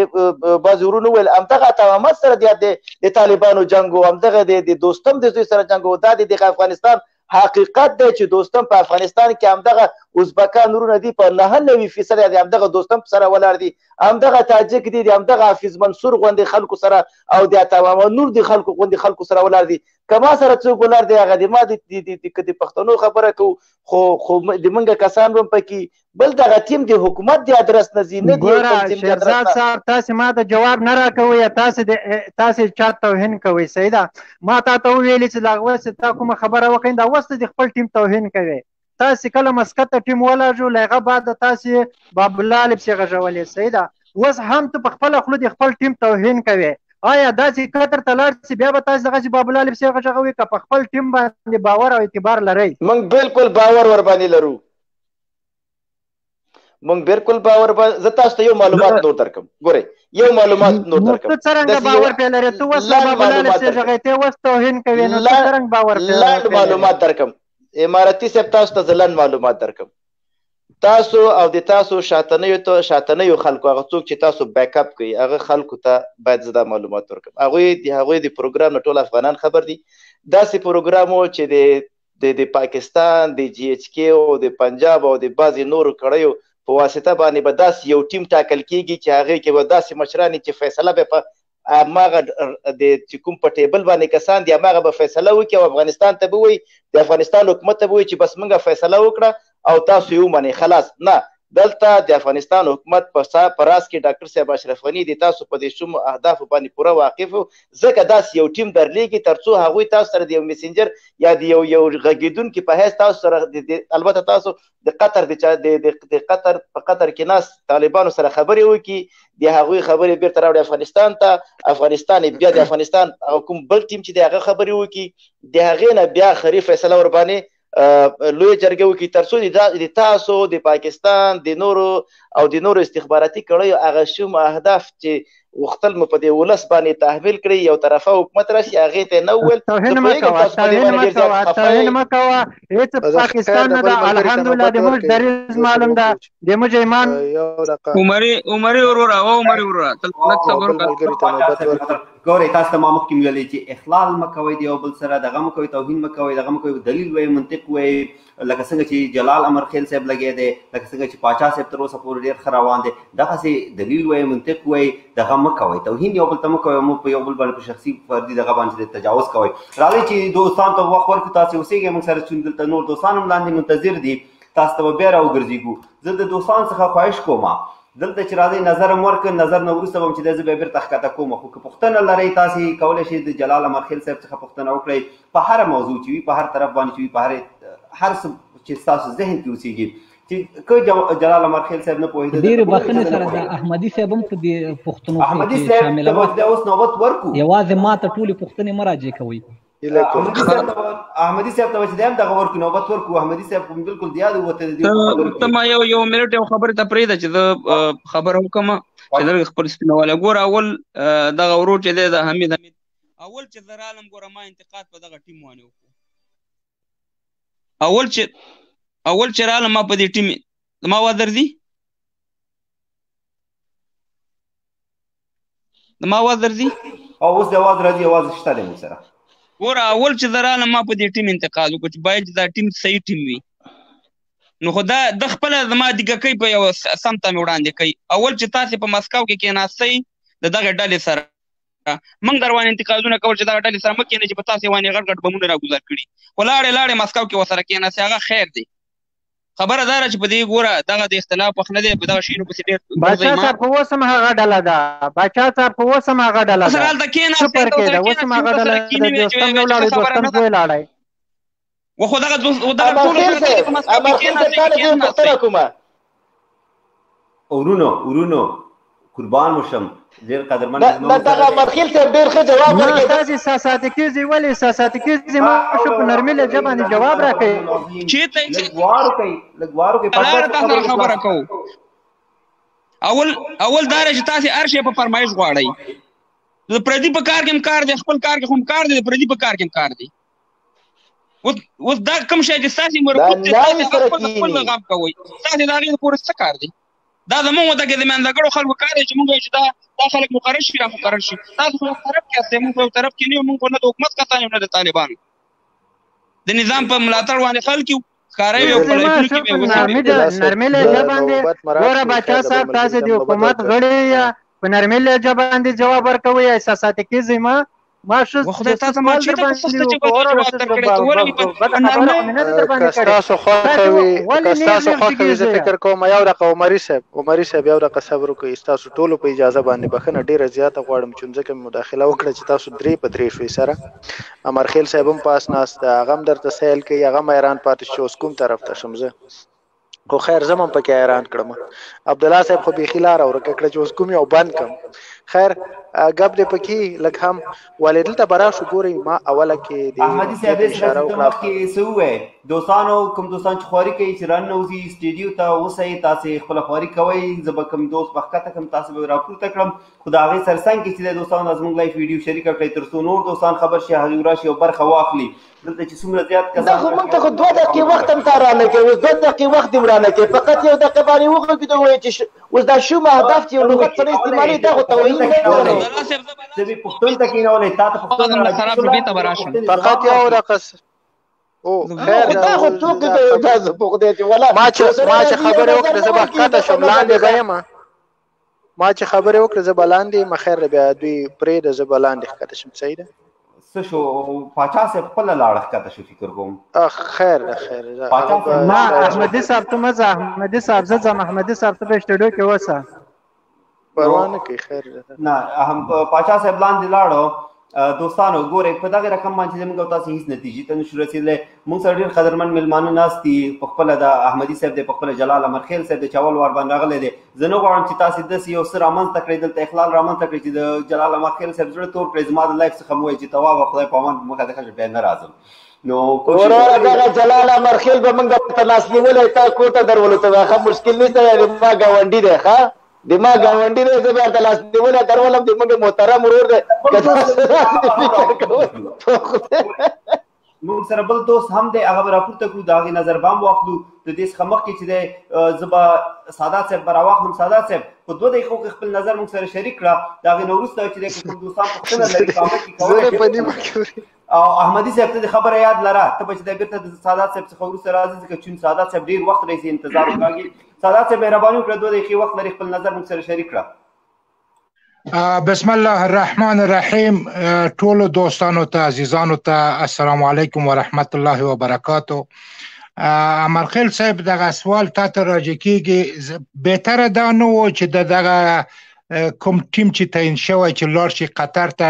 د هغه نه مثلا د ډاکټر صاحب سیرت په امریکا کې همدغسې نور شخصیتونه چې په خارج کې اوسېږي د هغې نه استفاده شوی وای چې نه طالب طرف ته و نه حکومت طرف ته، او دلته د صلح د مذاکرات مختګ خواندار او په صحیح طریقه باندې مخته ته او تقریبا د طالبان یا هغې ته مثلا ډېر داسې زه مطمئنه وم چې که ډاکټر سیرت دغه ټیم سره مثلا قطر ته لاړ شي نو طالبان د هغې خبرې ډېر ښه اورېدلې او هغه عالم شخصیت ده. اوس فرض مثال دغه نوي ځوانان ورځي هغه خو لږ مشکلات په افغانستان کې خو کم زیات شته. خو او دومره خبره ده چې اوس فرض محال چې د لویه جرګه راوغواړي خو مونږ تاسې د ده نه مخکې لویې جرګې ولیدلې که نه چې واړه ماشومان هم پکې وو. دا زمونږ د منطقې د یوه کور ده 15-16 کسان پکې وو او په زه د ده نه چې راووتله او بیا پوښتنه دې لنډه کړه چې امرخیل صاحب هم لنډ جواب ورکړي ځکه د پوښتنو وخت دی نور دوستان به راخلي نور د نظر دغه یو جمله نو په کار دا ده چې داسې یو قوي ټیم علما نه استفاده شوی وای بیا په هغه صورت کې مثلا صلح هم راتله آرامي هم راته او دغه اوس چې روان دي دوی خو مثلا لږ مشکلات سته الله پاک دې په افغانستان کې صلح راولي. مهرباني. ډېره مننه سعادت صاحب مهرباني وکړئ. امرخیل صاحب چون پوښتنه تاسو ته راجع ده جواب ورکړئ. سعادت صاحب تاسو به زه ښکته کړم اوس. مننه. سعادت صاحب لکه تاسې چې د سیرت صاحب نوم واخیسته دغسې ځینې نور خلک چې هغوی په یو شکل بې طرفه په دې قضیو کې پاتې شوي په دې اروپا کې په دې لویدیځه نړۍ کې په نورو هیوادونو کې او په داخل د افغانستان کې ډېر مطرح شخصیتونه چې هغوی په یو شکل بې طرفه پاتې شوي یا مثلا ډاکټر صاحب فاروق اعظم یا ځینې نور داسې خلک چې هغه مشران دي عمرونه په دې انقلابونو کې تیر شوي دي ګیرې سپینې شوي دي او د دولتدارۍ او د نظامدارۍ په چارو پوهېږي. زه فکر کوم دا به انشاءالله چې را داخلېږي دا به مسایلو ته را داخلېږي خو په هغه وخت کې چې کله دا ابتدایي خبرې شروع شي لکه مخکې مې چې عرض وکړ دا اوس ابتدایي خبرې دي. دې خبرو دپاره که دوی شیرزاد صاحب هم قطر ته ولیږي دا کومه ډېره دغه خبره نه ده ډېره لویه د انتقاد خبره نه ده. زموږ هیله او ارمان دا و چې اصول چې هغوی واقعا لږ په خبرو اترو سره پوهېږي که نه خو بیا هم دا ډېره زیاته د انتقاد خبره نه ده چې هر څوک ځکه دا پیغام وړونکي دي بیرته پیغام راوړي هلته تر شای خلک ناست دي په یو اصطلاح دکتورین ورته ناست دي یا مفکرین ورته ناست دي چې دوی البته د نن سبا د متفکرتوب ډېر لوی نوم روان کړی ده خلک ورته ناست دي په هغوی فیصلې کېږي. زما هیله او ارمان دا و چې هغه تر شا سیمې هغه باید همه شموله وي هغه باید ټول شموله وي. البته د دې جمهوریت د طرفدارانو په کرښه کې ټول شموله وي ځکه د ولس یوه برخه خو بیرته جمهوریت سره هم بیرته ستونزه لري. ما غوښتل احمدي صاحب ته یوه پوښتنه راجع کړم کله چې دا د شیرزاد صاحب او د عمري صاحب ترمنځ دا بحث جنجالي شو ما غوښتل احمدي صاحب ته یوه پوښتنه راجع کړم که چېرته دغه پوښتنه دوی ته جواب کړی شي. زه فکر کوم دوی دغه جنجال چې په ډېرو وړو خبرو سره نښتي دي که دوی ورته عمیق فکر وکړي دا جنجال یې ختمېدونکی هغه دا ده چې اسلامي امارت تر اوسه پورې هره شیبه دا خبره کوي چې موږ د افغانستان له حکومت سره د یو حکومت یا د نظام په شکل مذاکراتو ته نه کینو د یو فرد په توګه ورسره کینو بیرته امارت د کوم حیثیت نه یا له کوم شخصیت نه مذاکرې ته کینی. زه فکر کوم احمدي صاحب به په دې اړه پوهېږي هم او که دا پوښتنه ورته جواب کړي بیا به که دوی پوښتنې او دا جنجال جواب نه شو بیا لږ ورته تشریح کړی شم. مهرباني. ډېره مننه امرخیل صاحب. عبدالله صاحب څه خو دې نه ویل مهرباني وکړئ امام دا ویل چې مهرباني تا په اجازه ژوندی اوسئ. واقعا امرخیل صاحب مهمه نقطه هم دغه ځای ده ډېرې باریکې نقطې ته او ډېر مهم اساس ته مو اشاره وکړه. ګورئ دلته چې طالبانو خبره موږ منځ ته راچوو دا په څه معنا ګورئ ما مخکې ویلې په خبرو کې چې د جنګ جهتونه معلوم وي په هر ځای کې او د مشکلاتو او د منازعاتو جهتونه معلوم وي تر څو چې اصلي جهتونه سره مخامخ نشي او مشکل حل نه کړي په فروعاتو باندې مسایل نه حل کېږي اصل ته باید رجوع وشي په هر ځای کې. نو په همدغه اساس باندې دلته د طالبانو هغه لویه ادعا هم دا ده چې دلته د اشغالګرو په مقابل کې موږ دغه مبارزه چې روانه کړې او دا یو مقدس او سپېڅلې مبارزه وه چون دا د هر که د اسلام اړخ نه بل طرف ته یې مواړی د هر ملت او د هر قوم دا حق ده او سالم حق د هغه جوړیږي چې د هر یرغلګر په مقابل کې ودرېږي. ولې موږ او تاسو الحمدلله مسلمانان یو موږ په ډیر تقدس سره د مبارزې ته کتل. دا زه نه وایم چې زه څوک یم یا زه طالب یم، زه طالب یم، زه یو عام ولس یم، ولې دا د هر افغان ویاړ جوړیږي چې یو اشغالګر ته موږ نه ماتې ورکړې، هغه نن نه ده بلکې د نن نه مخکې او د هغې نه مخکې حتی انګریز او روس او دا نور. راځم طالبانو په ارتباط باندې چې طالب د طرف په شکل ډکه نه ده. حکومت ته ولې د طرف په شکل نه کتل کیږي او طالب ته د طرف په شکل کتل کیږي؟ دلته طرفین معلوم دي محترمه. طرف یو طرف ته طالب ده، بل طرف ته امریکا ده. دواړو ترمنځ معاهده لاسلیک شوه. ګورئ اشرف غني خو دلته خپله هر څه د لاسه ورکړه. په اوله کې چې کله دی په 2014 کې راغی، د خپله د صلح په د شعار لاندې راغی، بیا چې هغه انتخابات احمدي صاحب په ډېر بخښنې سره چې دا ستا خبره ډېره زیاته بخښنه غواړم، ما وایي که داسې په لنډو ووایي چې دا طالب طرف خو معلوم ده، طرف خدای له کوم حیثیت نه خبرې کوي، یعنې هغه سټیټس یې څه کیدی شي، اسلامي امارت یعنې یو نظام، یو حکومت یا څه داسې په لنډه توګه ووایي. بله فعلي وخت کې خو که موږ تاسو فکر وکړو، فعلي وخت کې که موږ تاسو فعلي شرایطو کې فکر وکړو، د افغانستان نظام خو خپله لکه موږ هم بلکې نړیوال په دې باندې قایل دي چې د افغانستان نظام چې ده یا دغه اوسنی فعلي رژیم چې ده دا د امریکایانو په واسطه باندې منځته راغلی او موږ د دې صحنې شاهدان یو چې دا په 2001 کې منځته راغی او د هغې نه وروسته تر اوسه پورې دوام لري. نو وخت کې چې د امریکایانو سره مشکل حلیږي، طبعا دلته د ولس په نمایندګۍ باندې طالب مقابل کې ورته ولاړ ده. دا چې ځینې اکثریت ولس، خاموش ولس د حکومت تر حاکمیت لاندې قرار لري چې هغه نه ځان حکومت بولي نه ځان طالب بولي، دا جدا موضوع ده. خو ولې همغه خاموش ولس چې ده هغه د امریکایانو خلاف ده. ځکه نو دلته موږ ویلی شو چې د ولس رهبري نن د طالب په لاس کې ده. دا که څوک ترې منکرېږي که څوک نه منکرېږي هغه جدا بحث ده. ولې نن سبا د ولس په نمایندګۍ باندې د امریکایانو سره طالب خبرې وکړې او د هغوی سره یې تړون لاسلیک کړ. د همدې تړون په اساس باندې د امریکایانو یعنې د اصلي جهت سره دا فیصله وشوه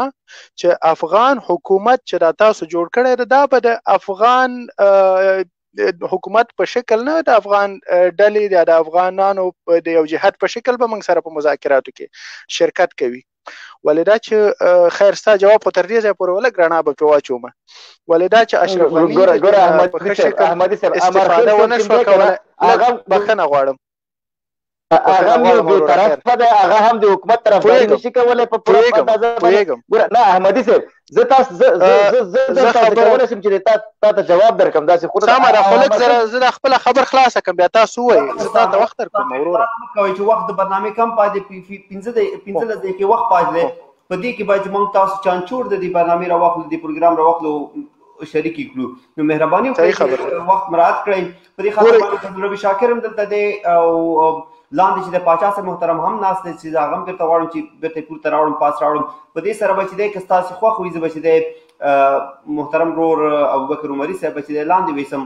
هغه دوستان چې پس دې راځي د شاکر صاحب په شمول باندې دې کولی شي چې دغې 3 کسانو نه پوښتنه وکړي، هر یو احمدي صاحب نه، سوله نه او د جلال امرخیل صاحب څخه پوښتنه وکړئ، ځکه چې د برنامې وخت کم پاتې دی او دې به هم په خلص په څو ټکو کې تاسو ته جواب درکړي. نو مهرباني وکړئ ځکه د نظر وخت نه دی چې تاسو نظر ورکوئ، دا 15 دقیقې به د یو ورور په نظر کې تېرې شي. مهرباني وکړئ لنډو کې جواب ورکړئ احمدي صاحب. مننه ژوندی اوسې. نو خیر زه پروا نه کوي، زه وایم زه همدې ځای پورې به کفایت وکړي چې امرخیل صاحب زموږ محترم میلمه ده، هغه که بیا لږ وضاحت هم ورکوي هغه ته به وخت ورکړو، موږ خو هر وخت غږیږو. مهرباني وکړو امرخیل صاحب. مننه، خوشحاله اوسئ احمدي صاحب. ما غوښتل چې زه داسې لنډ په لنډو پوه شم چې په دې کې به د امارت په دې بین افغاني مذاکراتو کې به د امارت حیثیت سي، یو اسلامي حکومت، یو نظام څه کنه، یعنی دا خپل تعریف لري د حقوقي اړخه. فکر کوم چې هغه دوستان به شاهدان چې تاسې ما ته غوسه خبره ونه کړی شوه. ما غوښتل چې د دوستانو جنجال ختم کړم، که چېرته اسلامي امارت د یو نظام په شکل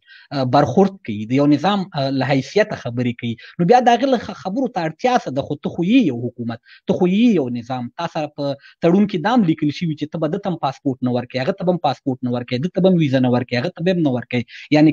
کله یو بل زاویه ورته وګورو په یو شکل امریکایانو هم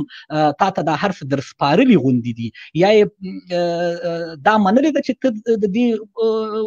وطن حاکم یې او ته د دې وطن نظام او یا غواړي چې در ویې سپاري په یو شکل در سپارلي غوندې دي نو بیا دومره بحثونو ته چې دا ټیم دی ولې لیږلی هغه ټیم دی ولې لیږلی بیا زه فکر کوم چې دې ته ډېره اړتیا نه پېښېږي چې دا خلک مسلکي دي دا خلک د دې زوی ده دا د هغې زوی ده زه فکر کوم بیا دې ته ډېره اړتیا نه پېښېږي که چېرته ته یو نظام ته یو حکومت نو بیا چې هر څوک درشي ته خبرې ورسره کوې سبا زه هم درځمه بل ور شیرزاد صاحب هم درځي خبرې ورسره کوې او خلک بېرته ځي خپلو کورونو ته یو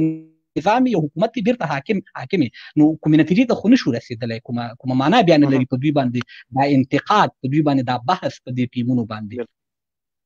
بالکل محترمه خیر زه به د اخري خپل نظر وکړم البته د امرخیل صاحب په ارتباط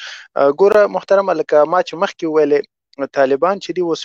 فعلي شرایطو کې د ولس په نمایندګۍ سمه ده دلته منم چې دلته یو منظم نظام دلته یو سیستم موجود ده ولو که په هر څومره فیصدي د جغرافیې باندې حاکم ده دا جدا بحث ده دا موجود ده خو ولې دا چې څنګه دا نظام موجود ده دلته یو منظم رژیم ده دا د چا په واسطه جوړ شوی ده دغه ما درته مخکې واضحه کړل دلته په مقابل کې چې څوک ولاړ دي او د ولس په نمایندګۍ نن طالب ولاړ ده دا جدا بحث ده ولس خو اوس نشي کولی چې د اشغالګرو په موجودیت کې د یو منظم سیستم ولري نظام ولري ادارات ولري ولس خو ولس ده لکه کلی کورونو کې چې عام طالبان ګرځي او د اردو والا نشي ګرځېدلی خو علت یې همدغه ده چې عام ولس طالب غواړي او نن سبا که دغه نور سیاسي احزاب هم دي ولې چې ما مخکې اشاره ورته وکړه چې خاموش دي خاموش ولس ده هغه په همدې معنی چې د اشغالګرو خلاف دي خو نه د طالب اړخ نیولی نه د ولس اړخ نیولی ولې د دې ټولو په نمایندګۍ باندې نن طالب ولاړ ده هغه که زه حسابوم که نه حسابومه دا اتومات په همدې شکل دا سیستم روان ده اوس راځم دې ته وروره دا چې اوس طالبان دا کوشش کوي چې باید دغه لیست همه شمول اوسي د دې علت دغه ځای کې ده دا چې اوس په حساب نړیوالې نه مني یا خپله افغانان خپلو کې جوړ نه راځي په همدغه یو 25% جغرافیه کې دوه قدرتونه حاکم دي یا دوه رئیس جمهوران موږ لرو طالبان د دغه نه ویره لري زه پوهېږم چې طالبان کولی شي چې شاید دغه امریکایان وځي دا نظام په 2 ورځو کې میسته کړي خو ولې خبره بل ځای ده خبره په دې ځای کې ده چې بیا به همدغه خلک راپورته کېږي لکه اوس چې 2 رئیس جمهور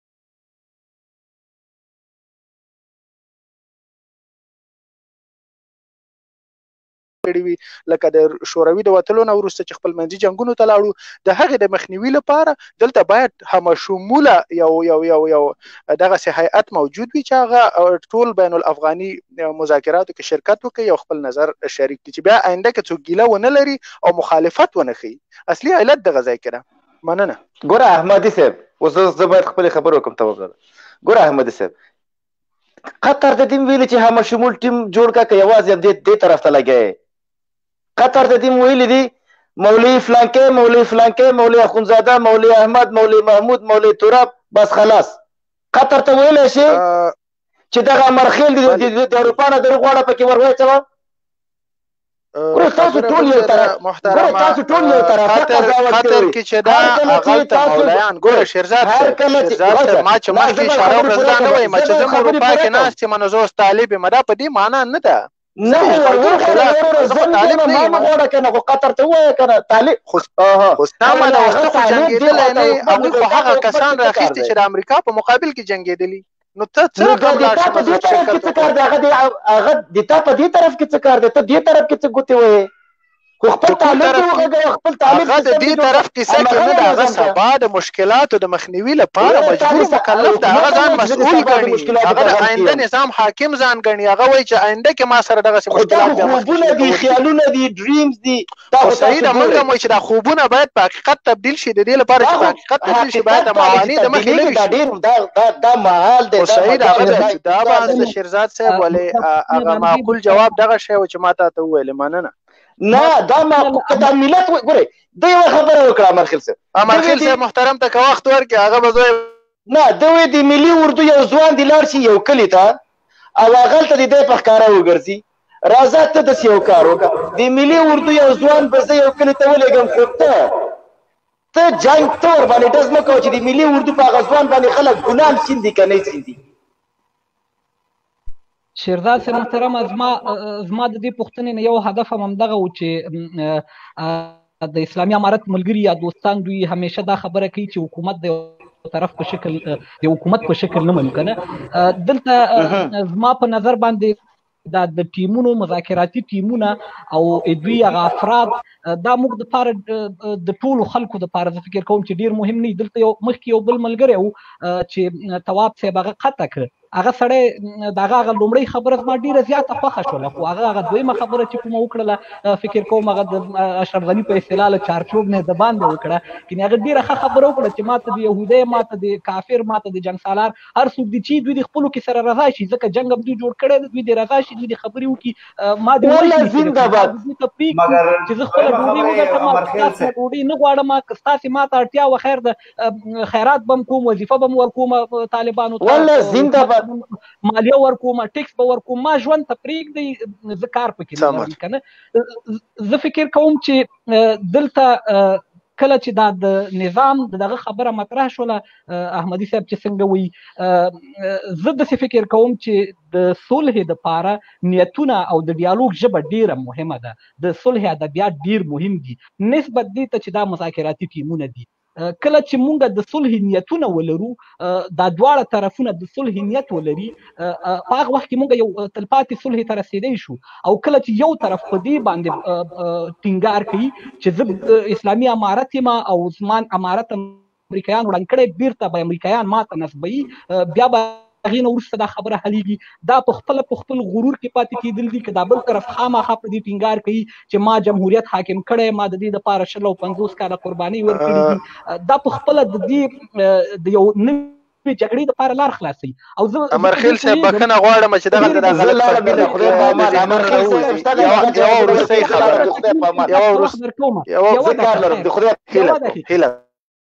یوه دقیقه لکه دلته ځینو دوستانو ویلي چې 1 میلیون خلک دي یا 500,000 خلک دي یا 1 لک خلک دي که نه چې هغوی رایه ورته ورکړي خیر دا خو هغه 1 میلیون خلک دي موږ خپله واقعا که څوک رانه خفه هم نه وي په دې کار باندې چې هر چا به په دې ټاکنو کې د هر کاندید طرفداري کوله ما به بیرته د خپل فیسبوک نه انفرنټ کوو ما ملګرو ته ویلي چې دا وخت د صلح د بحث دی ټاکنې او انتخاباتو دا ځینې ډرامې چې په دې ولس روانې دي دا مهمې نه دي خو 1 میلیون خلک خو به د دې طرف کې که نه هغه 1 میلیون خلکو چې رایه ورته ورکړې ده دلته بیرته یو بیل جنګ ته که موږ په خپلو نظریو او په خپلو ایډیالوژیو د ایمان تر حده ورتیر یو او د دې ولس د دې 40 کلونو د وینو د تویېدو هېڅ ارزښت موږ ته ونه لري او هېڅ قسمه انعطاف ته نه یو حاضر هېڅ قسمه له خپلې خبرې نه تېرېږو زه امارت غواړم ته جمهوریت غواړې زه خپل نظام غواړم ته خپل نظام غواړې دا خو بیرته یو څوک بیا هلته په هغه طرف کې چې دي هغه څوک چې اوس په دې مذاکراتي ټیم کې دي هغوی بیرته دا پوښتنه مطرح کولی شي چې ښه ستا امارت یو چا ړنګ کړی و ته د خپل امارت غواړې خو زما جمهوریت هم یو چا ړنګ کړی و زه هم بیرته خپل جمهوریت غواړم دغه هغه بحثونه دي چې موږ بیرته د جنګ صحنې ته داخلي او زه فکر کوم که بیا موږ د جنګ صحنې ته داخلېږو دا جنګ موږ ته ډېر زیات اوږدېږي ځکه اوس په دې بل طرف کې هغه خلک چې څوک یې استشهادي بریدونه بولي څوک یې ځانمرګي بریدونه بولي په هغې طرف کې اوس استشهادیان هم پیدا شوي دي په هغې طرف کې اوس ځانمرګي هم پیدا شوي داسې نه دي چې اوس ځانمرګي او استشهادیان یوازې د اسلامي امارت په لیکو کې دي خو په هغې طرف کې هم پیدا شوي دي دا جنګ یو ډېر خطرناک پړاو ته داخليږي مهمه دا ده چې موږ لومړی په خپلو فکرونو کې په خپلو زړونو کې د صلح دپاره کار وکړو خپل فکرونه او ذهنونه دې ته اماده کړو چې دا شیرزاد دی دا هم زما یو ورور دی او دغه سلیمان احمدي چې دا هم زما یو ورور دی دا دواړه دې ته مجبوره کړل شوي دي چې یو د عسکر په جامه کې را څرګند شي او هغه بل د طالب په جامه کې را څرګند هم نه شي بلکې تصویر یې په پروفایل باندې ښکارم نه شي دغه حالت په موږ باندې دغه ښکېلاک راوستی دغه حالت په موږ باندې 20 کلن ناروا یرغل راوستی کله چې موږ د یرغلګرو سره بخښنې ته حاضرېږو د یرغلګرو سره موږ پرېږدو یعنې خپله خونبها ور پرېږدو 20 کاله یې موږ ووژلو موږ هغوی سره دا خبره نه شو سپینولی چې ولې دې زه 20 کاله وژلی یم ما ستا له خاورې نه په تا برید کړی برعکس زه هغه ته ختم ورکوم چې ښه زه بس خپلې خاورې نه په تا برید نه کوم حال دا چې ما خپله خاوره ستا په خلاف کارولې کله نه ده یا زه تا ته دې اجازه هم در کوم چې ته راشه ما ته بین الافغاني ټیم تشکیل کو یا ما ته خلک را معرفي که که نه هغه مسایل چې زه ستا نه د خپلې 20 کلنې خونبها غوښتنه له یو کافر نه نشم کولی نو له خپل مسلمان سره له خپل افغان سره زه ولې نورو نفرتونو خورولو ته کار وکړم ولې دغې نظریو باندې ځان داسې ټینګ پاتې شم زه د اسلامي نظام ډېر سخت مینهوال یم په واقعیت کې د زړه نه درته وایم مسلمان یم، عقیده مې شکر په الله تعالی شته ده، د هغه په دین باندې باور لرم. زه ډېر سخت پلوی یم، خو زه په دې نظر یم چې دغه اسلامي نظام زموږ د ولس 99% خلک دغه احمدي صاحب دوی، دغه ابوبکر عمري دوی، دغه شاکر صاحب دوی، ټول په دې خپله دا خبرې کوي چې زموږ 99.99% خلک مسلمانان دي. خو چې په دومره لوی تعداد کې مسلمانان دي، نو دلته خو اسلامي نظام راوستل ډېر اسانه خبره ده. کله چې یرغلګر، کله چې ښکېلاګر زموږ له منځ نه ووځي، خو منبر زما په لاس کې ده، مکتب زما په لاس کې ده، مدرسه زما ده، پوهنتون زما ده، زما خلک زما ملا پسې ولاړ دي، ټول د مخې 15 وخته د هغه په اقتدا کې ودرېږي. نو د اسلامي نظام دپاره بیا یا د شرعي نظام دپاره وینې تویول، یو بل وژل، یا د جمهوریت دپاره د یو بل وینې تویول، یو بل وژل، زه فکر کوم دا د حل لاره نشي کېدلی. نو مهرباني وکړئ، زه خپلې خبرې همدومره رالنډوم، که نور څوک ویل غواړي. ډېره مننه. ډېره مننه عمر خیل صاحب محترم، ستاسې د نظر څخه، ستاسې د وینا څخه چې او موږ ته هم چې وخت راکړ چې دلته راغلی، چې زموږ وخت هم نور په ختمېدو کې دی. احمدي صاحب ته به چې دی هم 3-4 دقیقې وخت ورکړو چې خبرې وکړي، د هغې نه وروسته به پاچا صاحب ته وخت ورکړو 10 دقیقې نور دی. دغه 10 دقیقې وخت چې دی تاسې 3 کسان، 3 ورونه، احمدي صاحب، فضل ربي شاکر او پاچا صاحب سره وویشئ او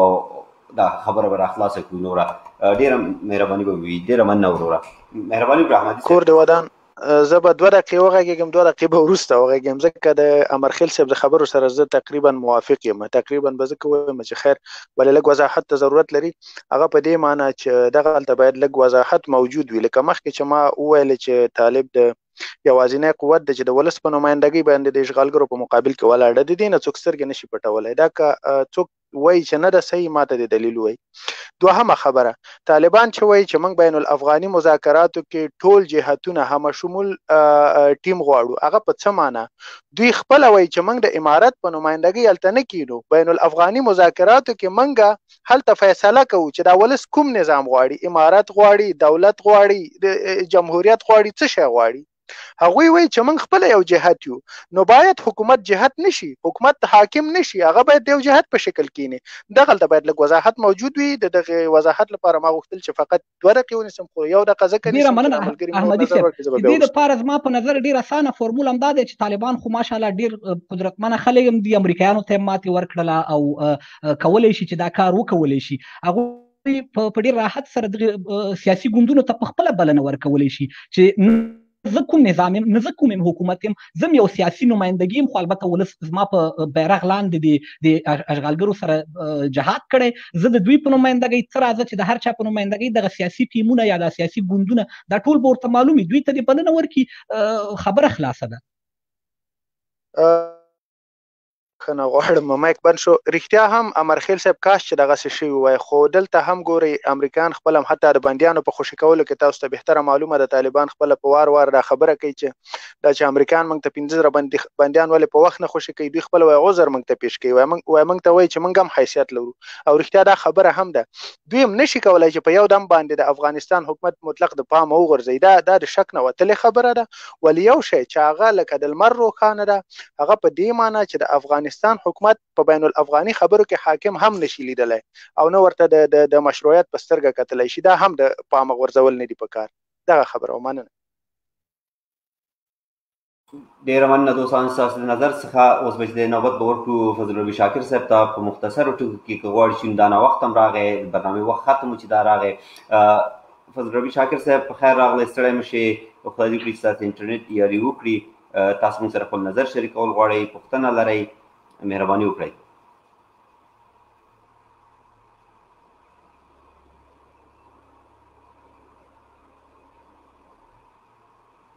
شاکر صاحب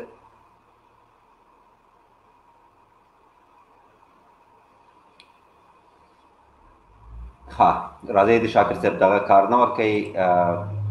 انټرنیټ ځینې وخت کې چې کار نه ورکوي بیا کار شروع کړي، خو اوس چې دی فکر کوم رښتیا هم کار نه کوي. پاچا صاحب محترم تاسو مهرباني وکړئ، برنامه خلاصه ده، نور خپلې خبرې مختصر کړئ او د سوال غواړئ. مننه صاحب، زه په خاطر 2 منټ وخت ونیسم. احمدي صاحب یو په دې خبرو کې یو خبره وکړه که ولس موږ مطلب دی که منو کې نه منو خو ولس موږ سره ولاړ دی. دا خو داسې ده چې دا هر یو دا وکړي چې ولس ما سره ولاړ دی. اوس که دغه لیډرانو ټول پوښتنه کوي ما سره ولس ولاړ دی، بل وایي ما سره ولس ولاړ دی، نه پوهېږم دا ولس چا سره ولاړ دی خو به وخت وښي. خو زه فقط داسې وایم چې ډېرې غټې غټې دې څوک نه غواړئ. ام به طالبان د ډېرو شیو نه تېرېږي، ام به حکومت د ډېرو شیو نه تېرېږي، موږ تاسې به سولې ته رسو. که داسې غټې غټې هغه هم کوي او دا هم کوي نو بیا سولې ته نه رسېږو. د څه نه به تېرېږي په سوله کې چې کله ته سوله کې خامخا به د یو شي نه ته تېرېږي او شي نه به د هغه مقابل کې خلک تېرېږي. سپک نظریه به نور څوک چاته نه کوو، کار به اخلي کار ته سپارو. څوک چې د اخل د کار وي په دې حکومت کې په د افغانستان کې حق لري چې دغه وکړي، نه هغه شان د مجاهدینو غونډه کې چې نه تعلیم وو او که نه رالو په دې حکومت باندې ټوله وروره دغه قبضه وکړه او چې بېزرمه ټوله زما هغه کار به هغه افغانان به هغه په دې حکومت کې او په دې دا نظام به جوړوي صحیح نظام او اسلامي موږ به ټول ته احترام لرو چې هغه وروره کال اهل کال تعلیم ورلې تاثیر ورلې یو د کلو باندې جرګې دي یو حکومت چلول دي. نو حکومت چلولو لپاره بیا تعلیم او تحصیل ته ډېر ضرور دی چې موږ د دنیاوار سره خپله سیالي برابر کړو د بدبختۍ نه خلاص شو. ډېره مننه دوستانو ستاسو نظر څخه چې نظر مو وړاندې کړ. احمدي صاحب تاسې څه ویل غواړئ او که برنامه خلاصه کړو؟ بس بیا هم د ورونو نه ډیره مننه، د امرخیل صاحب نه جامع نظر او د کاموال صاحب نه ټول نه مننه. خو یو شی باید ډیر واضح بیا هم زه دا خبره کوم دلته چې موږ وایو چې صلح دپاره باید کار وکړو او ځانونه صلح ته متعهد بولو، هر طرف او هر جهت هغه په دې معنی چې په رښتینې سره باید هغه طرفین وپېژنو چې دا طرفین دي څوک. دا چې زه وایم چې طالبان د ولس په نمایندګۍ دلته زه اصل ته رجوع کوم. زه ګوره دا خبره کوم هر کله چې موږ د مشکل اصل ته رجوع ونه کوو موږ مشکل نشو حل کولی. دلته طرفین معلوم دی، یو طرف امریکا ده اشغال هیواد اشغال کړی، دوهم طرف افغان ولس ده. دا چې طالب په نمایندګۍ ولاړ ده دا جدا بحث ده. ما نه دی ویلي چې طالب امارت شو اوس زه به دا خبره کوم. نه، طالب خپله تا ته ډېره معقوله طرحه وړاندې کوي. هغه ته وایي چې زه بین الافغاني مذاکراتو کې دا موضوع ته مطرح کوم، زه خپله د یو جهت په شکل تا سره کینم، نو ځکه نه غواړم چې حکومت حاکم وي. ګورې دلته دا خبره ډیره واضحه ده، ولې دا خبره موږ بل طرف ته باید وباسو. بیا هم مننه، کور مو ودان، ژوندي اوسئ. ډیره مننه د ټول دوستانو څخه چې راغلی د ورورولۍ په فضا کې دلته بحث وکړ، د یو بل خبرې مو اورېدلې. ځینې دوستانو چې لږ احساساتي وو اخلال یې وکړ یو بل ترمنځ، خو بیا هم ګریوانو ته لاسونه وانه چول سره، نو د هغوی څخه هم مننه کوم او ستاسو د ټول څخه ډېره مننه کوم او د امرخیل صاحب څخه جدا مننه کوم، جلال امرخیل صاحب څخه چې زموږ دعوت یې قبول کړ او راغی دلته موږ سره برخه برنامه کې واخیسته. د راتلونکو برنامو کې ستاسو په لیدو په هیله بیا هم یم چې بیا راشئ موږ سره دلته خپل نظر شریک کړئ. همداسې پاچا صاحب محترم الله دې راوله، هر کله راشئ زموږ سر کې سترګې افغان یې زموږ ورور یې مسلمان یې، الله دې راوله او خپل شایقین هم دې راوړه چې هغوی دلته تا سپورټ کړي، چې راشي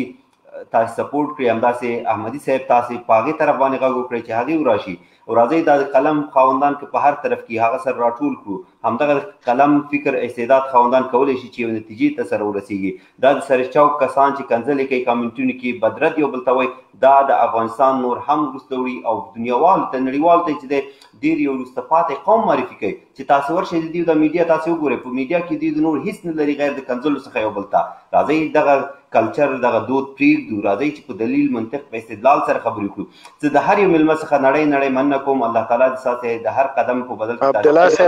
عبدالله صاحب ډېره بخښنه غواړم لږ وضاحت چې یعنې زه د هغې طرف والا نه یم او نه د هغې په طرف په نمایندګۍ راغلی یم، ولې حقیقت وایم. که زما په خبره هر څوک انتقاد لري سالم او معقول جواب ته زه لبیک وایم. ډېره مننه، کور دې ودان. سلامت اوسئ، ژوندی اوسېږئ. دا قضاوت به چې دی ملت ته پرېږدو، ستاسې خبرې ټول ملت اوري. دا چې تاسو ته ځان معلومېږي که نه معلومېږي په کوم جهاد کې یاستئ که ناست دی، دا قضاوت به ملت وکړي. د طالبانو یوه عمده ستونزه دا وي چې پاخه طالبان ووایي چې موږ نه یو طالبان. ګوره امرخیل صاحب دغسې کشي ده، ته خپله مې ګوره. په مخامخه شه، ژوندي اوسېږئ. تاسې اوسئ دلته وروره، دا لایف به بند کړو، تاسې دلته اوسېږئ. ډېره مننه، سلامونه. خیر اوسئ.